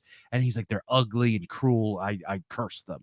And she got into a big fight, and then she went and whored around and got pregnant by all these different monsters to get back at him. And he said there are no whores in heaven, and casts her out of heaven, and she falls all the way down to he was cheating on her with a beautiful woman that he found in Hearthsela, one of the giants in Hearthsela that he was like smitten with because she had a beautiful voice. And Queen Anga got cruel and mean and spiteful, so she went and fucked a bunch of beasts and got pregnant. And then he casts her out of heaven. She goes and rules in Mirkwood, and he then marries this Madame Holea, who is like his new wife, and she's beautiful and kind, and she loves the humans because she is from Hearthsela, so she loves the humans, and like the humans really embrace her. So anyway, fast forward. That's like the story of creation. And then fast forward to, I'm sorry, I told you this is going to be ridiculous. I'm letting you go. So Earth is the middle. That's where the humans are. Grim Earth is effectively, as the mill spire turns, the great spire, pieces of each material reality break off and drift into what is called the dream sea or the mysterium. The way that the mill spire works, it is constantly turning. Whenever a soul dies, it goes into the mill spire, turns, and it ascends up to heaven where it is judged, and then it goes out around in this like ethereal river called the Geistrum. And in the Geistrum, like different particles and fragments come off, memories and thoughts and feelings and stuff, and those go in and become the mist of the Mysterium. So all these weird, like fragmented, mad entities float around in the Mysterium. So what happens is as the mill spire turns and more stuff comes up and more people get reborn, the material pieces of the world break and drift off towards the dream sea. So there are like Grim Earth is a grim version of Earth that breaks off. Grim Earth is like a piece of the world that is broken off, and the inhabitants don't know this, but it is a world that is drifting slowly into the dream sea, slowly becoming more surreal until it is inevitably obliterated and absorbed into nothingness. I love that. Yeah. The absolute hopelessness. But they don't know. That's what's truly grimdark about it. That's awesome. Thank you. And again, awesome game. I love the mechanics. I love the simplicity of character creation. I love the leveling. Everything about it is really fun. So, Lucius Lex. I'll just give you a quick over, and then I'll stop. Go ahead. The age of Lucius Lex happens in Grim Earth. So this is what it is about Grim Earth, is that Grim Earth is not a one place. Grim Earth are Grim Earths. So your Grim Earth that you play in can be like whatever you want it to be for the most part, right? As long as it follows the rules of the game, it could, as it descends into the dream sea, it becomes more bizarre and surreal. So it could be just about anything short of like, it could be as normal or as surreal as you want it to be. Exactly. So the Grim Earth that Lucius Lex exists in is Lucius Lex is part of a race called the Foundlings. The Foundlings left their world because a great cataclysm came. This is like Europe. A great cataclysm comes. A bunch of stuff happens. They have a big civil war about it. There's prophecies involved. A certain amount of the population leaves before the cataclysm happens because nobody else believed them. So they leave to go like escape to avoid being annihilated. So they leave the continent and they sail into the ocean with like no real place, and they land on what is called Grim Earth. And the place that they land on is surrounded in a mist, an unexplainable mist that that whenever anybody goes through it, they never come back. So they just don't know what happens. They're trapped here, kind of like Ravenloft. But what it is the mist is the barrier of Grim Earth. If they leave that, they go out into the dream sea and they just like turn into immaterial nothingness. Yeah. So what happened is the foundlings landed here. They built their first civilization. This world is completely inhabited with hostile, bizarre, horrible, haunted, primeval beasts and ghouls and ghosts. And it's just like a just terrifying, haunted place. Picture like Diablo mixed with Ravenloft, Right. mixed with Solomon Kane, right? So what happened was their first civilization got destroyed, right? People got possessed. The place got overrun by what were called mongrels or mongrel men. Mongrels are like there's more explanation to it. So it gets wrecked. There's what's called the disperse, where they get kind of dispersed throughout the map and live in these little like outposts and little communities and stuff and try to survive.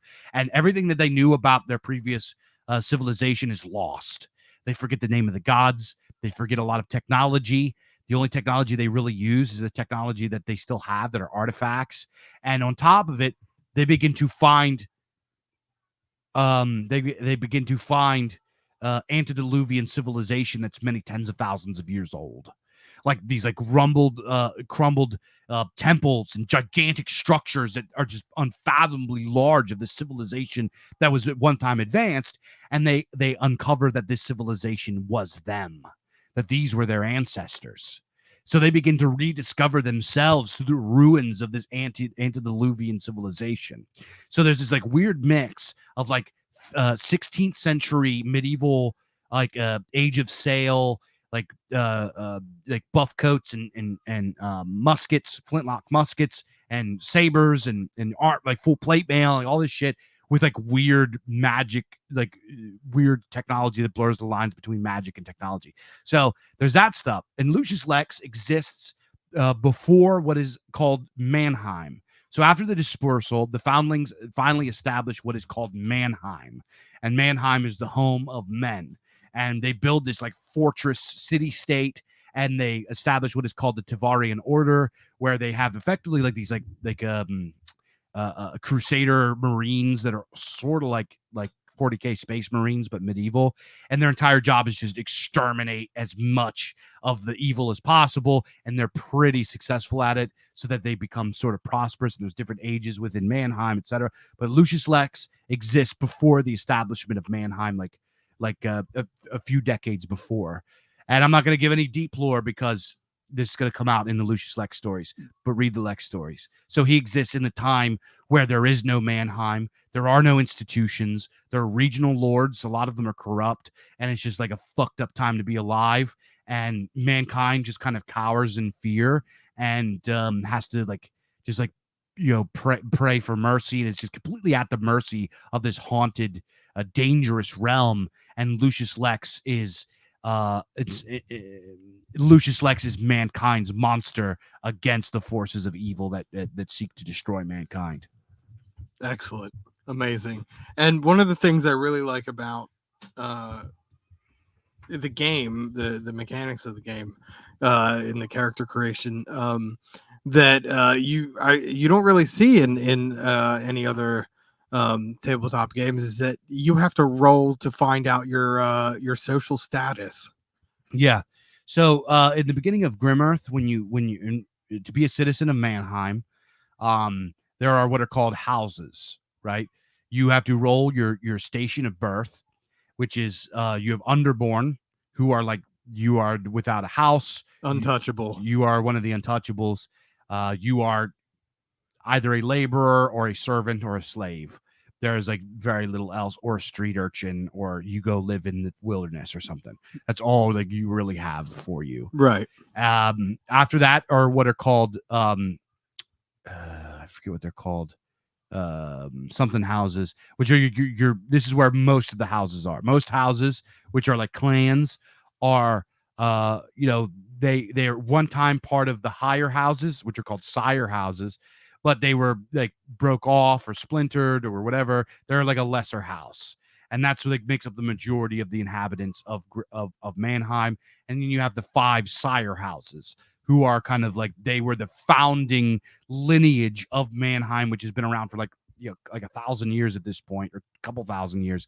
And these houses run the institutions, they run everything, and they are like the bosses of the city. And your cast determines or affects your statistics, correct? Yes. If you are of a sire house, you are going to be, depending on which house, you are going to be bigger, stronger, smarter, more beautiful, more charismatic than everybody else. You are of a superior pedigree. I love that. I love that the possibility that you could just be like a lowly piece of shit in a world of, well, superior men. Yeah. It's like if you roll as an underborn, it's like it's a life of misfortune. Yeah. But in Mannheim, because they are like, they view themselves as a singular people, they are kind of like pitted against all of reality. Like, people aren't going to walk around just like be cruel to you. You know what I mean? You're just like, it's like a very high trust, very ordered society. The people every day wear the colors and the indicators of their house, so everybody knows who's who. And if you're not wearing that, that means you're either underborn or you're up to no good. Right. So it's like, so underborn are a lot of time they're taken care of. Underborn children are sent to like orphanage. There's this gigantic orphanage that is ran by the apothecaria, which is this, like these like female priests, and they oversee the orphanage, and they like raise these kids to be as good as they possibly can be and take care of them until they reach a certain age. When they get too old, they give them like a pair of new boots, some fresh clothes, some food and everything, and they say goodbye, good luck on your life, with your life. And then what happens is every year the orphanage has a like a special day where all of the underborn orphans come back and they contribute, and they have a big giant feast and party together. Awesome. Yeah. I love this game, and I'm looking forward to its like official release. And I mean, your game creation, your tabletop creation sort of inspired me to do the same. I'm not going to do a giant massive lore drop. I'm sorry, that was like 30 minutes. No, it's fine. I asked you to do it. But yeah, you inspired me to start working on my own, which is called Shocker, Tooth and Nail. But yeah, it's a really fun like exercise in creativity and problem solving to try to create your own sort of tabletop game. Hell yeah. Well, with Grim Earth, real quick, just to tell people, I think the best part of Grim Earth is the combat mechanics. Yeah, for sure. I really enjoy them. It's like exploding D6 crit system. It's very fast paced. It's very realistic. It's like a combat simulator. So it's like, it's not like D&D where you have these big bloated hit points and it takes forever. You and your party have to work together or you will die. Yeah, it is very easy to die. Very easy to die. So you've been working on Tooth and Nail, and it's a little bit different than Grim Earth. You use a D8 system, right? Yes, I use a D8 system. It's not quite as refined as Grim Earth is. It's still sort of in the development phase, but a lot of the mechanics are hashed out. It works on a system of a vitality system where you can draw from your own health pool to buff certain roles here and there if necessary.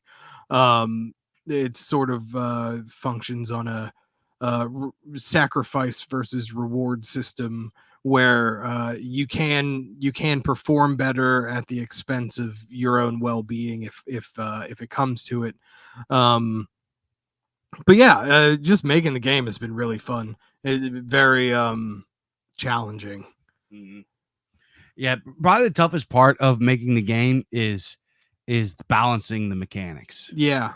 You know what I mean? Yeah, and ironically, without me creating or working on Tooth and Nail, there would technically be no Molybdenus articulate, because Tooth and Nail is the origin of the primordial barons. Hell Yeah. Hell yeah. That's awesome. So is there like have you worked on that at all recently, or you just kind of put a I put a pin on it when I started working on stories. I actually just opened it up again the other day. I'm Very not cool. too far from having it having most of the mechanics hammered out, so hopefully I can finish it up if I devote some time to it. Yeah, Lucifer says, now that sounds incredible. Absolutely fantastic lore. Thanks, bub. I appreciate that. I put a lot of thought into it. Like, it's like Shane knows I went really, really crazy. Yeah, you were a freak about it. I was a freak about it. But the combat mechanics, it's not D&D. It's a completely different experience. It's something that you can roll up. I know I just gave you guys, like this like half hour like lore dump, but that's not, you can just make your own lore, right? You could just roll up your characters. I give you some like ways to do your own houses, your own races, whatever you want to do, and then you roll your stuff up. Another thing is I put in there are different bonuses and penalties for male and female, and there's different bonuses and penalties for your body type. So there's like stout, average, and lean, and depending on what your body type is, it affects your stats. So it's all in the character sheet. And the way that it works is it's actually I don't want to tell anybody till it's out, so because I don't want anybody. What did you name your like classes? I forget. You have a militiaman. Yeah, militiaman's really fun to play. A militiaman is like a run and gun. It uses black powder weapons. You have what's called a minstrel, which is sort of like a wizard, kind of. Right. Wizard, bard. Sort of kind of character. You have what are they called? The Justicar, which is sort of like a paladin warrior. You have a priest, and you have a what's this called? A wayfarer, I think I call it, which is like a ranger mixed with a rogue. Right? Their whole job is to go delve into antediluvian things and hunt monsters, and I like that. Yeah. Yeah, so it's like there's like a bunch of different class, or you could just go completely classless. You just make your own. Yeah. And which is a nice option to have. We also have a system that we're going to put in place where you make your own spells. That's super cool. That is something that is really, really interesting to me, is the ability to completely customize your character from top to bottom. So there's going to be a splat book that comes out with a character called an Oak Sworn. It's like a wild wizard. It's like this esoteric order of wizards that worship the immortal oak in whatever, and they were cast out of Mannheim for their heresy early on, right? So they're like this powerful secret order of wizards that exists, that lives in the woods, like far off lands, and they are going to have the ability to just make their own spells. That's awesome. Yeah, so they can make you can develop it, and I have a whole table on how you can make your own spell, how much it costs. Grimworth uses a mana system. It doesn't have like spell slots. It uses a mana system.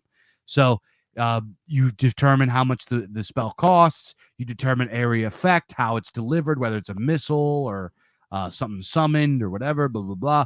You determine like what form is it in? Is it an orb, or is it a square? Is it something, whatever? Is it fire? Is it ice? Is it, it has all these things to it. So you could just like make your own spells. And there's also stages to the spell. So you can like you can like hurl an ice ball, and then stage 2 on impact, it can explode into fire or something. Awesome. You can make your own spells. So like if you get really high in level and you have a lot of mana, you can make a spell that has like all of these ridiculous, all kinds of crazy stages. So when you make the spell, it has to be approved by the game master. Game master, yeah, of course. Because there's like just like certain things in there that just won't make logical sense, and it's up to the game master to say this is a spell that works in reality. I like that. Yeah. Always run your ideas by your game master. Yeah. Classless is cool, but it comes with a penalty, right? Or at least a vacancy of bonuses, especially. Yeah. If you go classless, you don't really. There's like really unique abilities that you won't have access to that the classes exclusively have, but you will be perfectly fine, right? If you roll a classless character that has like dope stats and cool armor and weapons, you'll be good. You know what I mean? Here's another thing in Grim Earth that I wanted to be real is it is purposely unbalanced as far as the armor and weapons. I hate in D&D that somebody in leather armor wielding a dagger can defeat a fully plated man. I don't care if you're level 100 and you have daggers. Going against somebody in plate mail, you are fucked. Period. It's like if it is bullshit. If you're like riding a bicycle and you're taking on somebody with a tank. Yeah, there's just no chance. Chance. You're gonna die. You are gonna die. So in pretty much in Grim Earth, if you have full plate mail and you have full plate mail and like a big weapon and like if you got the shit, right? You are a menace on the battlefield. Right. Yeah. And that's not to say that, you know, the other classes aren't viable either. They all have their own individual specialties. Yeah. And here's another thing about Grim Earth Battle is it's very fast. It very much depends on the equipment that you're wearing. Levels are important, but like a brand new character can defeat a super high level character. It's like not that much big of a difference. And then also there is the exploding crits, which makes it very unpredictable. Yeah, for sure. Especially if the enemies crit on you. Mm-hmm. Because they can just fully wipe you.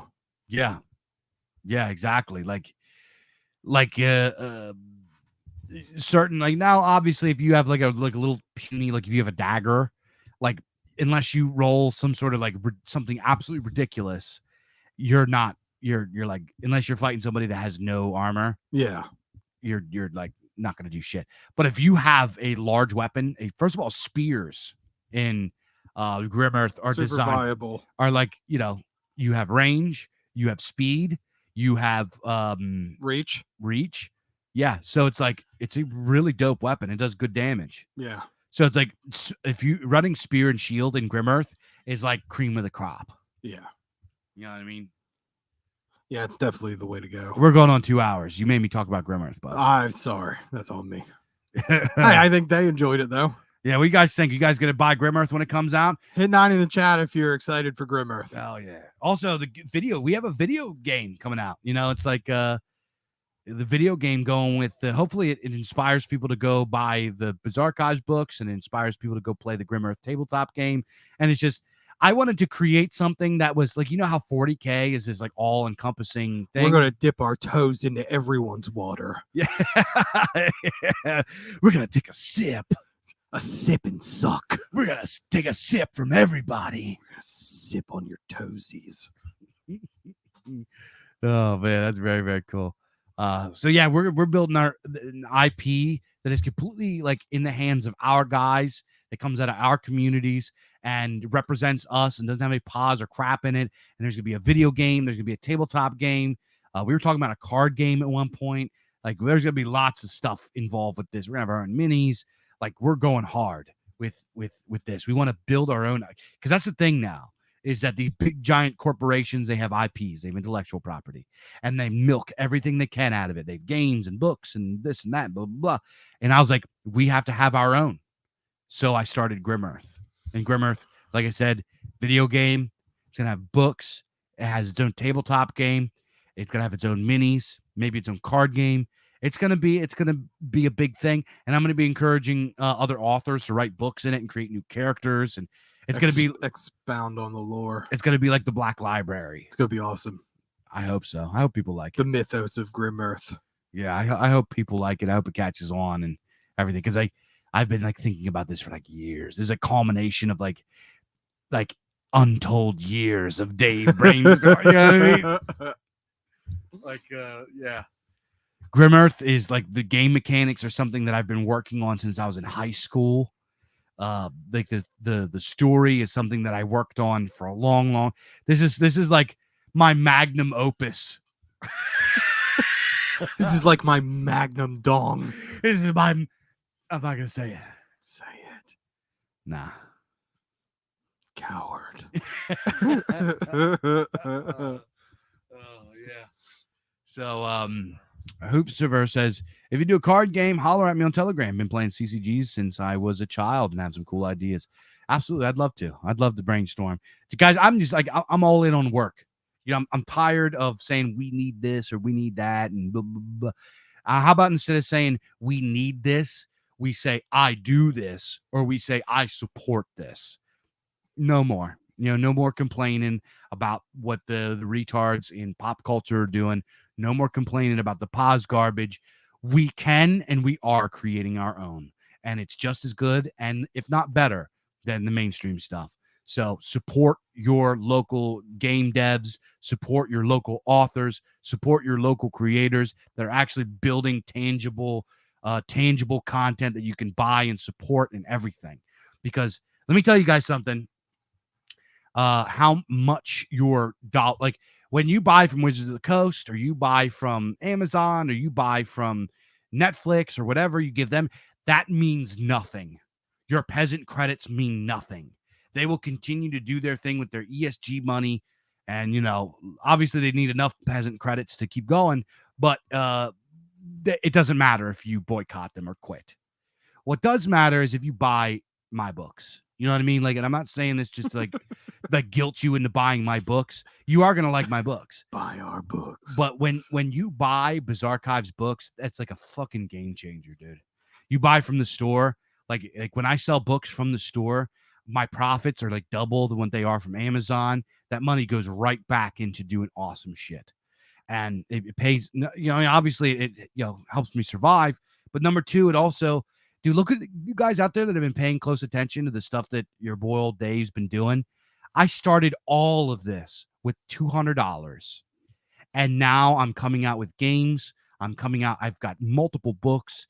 The BIZARCAST have inspired other publishers to pick up the torch and keep going with this. We have games coming out. We have tabletop coming out. We have movies coming out. We're doing films. All of this was inspired by 200 lousy bucks. You know, if I sell, $10 or 10 books, not 10 books, like 40 books. If I sell 40 books, that makes, actually, I don't know. It varies. I don't know how many books. if I sell a reasonable amount of books, I have enough money to do more shit like that. Right? It's like flopped so fast. I know that made it weird. It's like a slow motion train wreck. So, guys, support it. And if you don't love BIZARCAST, go support Aegeon. Go support Kursova. Go support DMI Books. Go support these guys. But you know what I mean? Support us first. But support us first because, we're your boys. Like, what are you going to do? You're over here watching our show. You're listening to us. Why would you go buy somebody else's book? You should feel bad about that. You've been here. We've been entertaining you, making you laugh. And like you've been listening to our awesome opinions about video games that you've probably never heard of that you're now going to go enjoy for like the best time in your life. Buy a book. What's the matter with you? Buy some books. Or Shane's going to sneak into your house in the middle of the night. And brush your teeth while you're sleeping. What? I don't know. Like, you would probably be angry. Like, who brushed my teeth? Oh, wow, they're brushed. Oh, they're so nice. I have a fresh mouth. Yeah. Shane loves teeth. I really do. Shane, earlier during the break, he pulls out this like torpedo metal dildos. Dildos? This like, I don't want to say the word because it's gross, but he pulls out this cylinder like phallic thing, unscrews it. He's like, what do you think's in there? And I was like, it's going to be matches or some sort of bones and teeth. He's carrying around a little cylinder full of bones and teeth.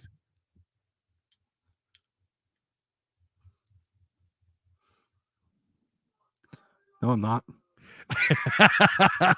Yeah, that's funny. All right, guys, we're going to shut it down for this evening. Thank you so much for checking in. Thank you so much for tuning in. I'll see you guys next Saturday, 9 p.m. Eastern, here on the BIZARCAST. Go to thebizarcast.com/shop to buy some books. If you buy some books and you're in the US of A, you get a very cool bookmark with it. Go check out our Substack, Sub to the Stack, at theobelisk.substack.com. Follow us on Twitter and Telegram at the BIZARCAST. Check out my other podcast, Culture Dads, with Mike from Imperium Press over at imperiumpress.org/podcast. I'll see you guys next time.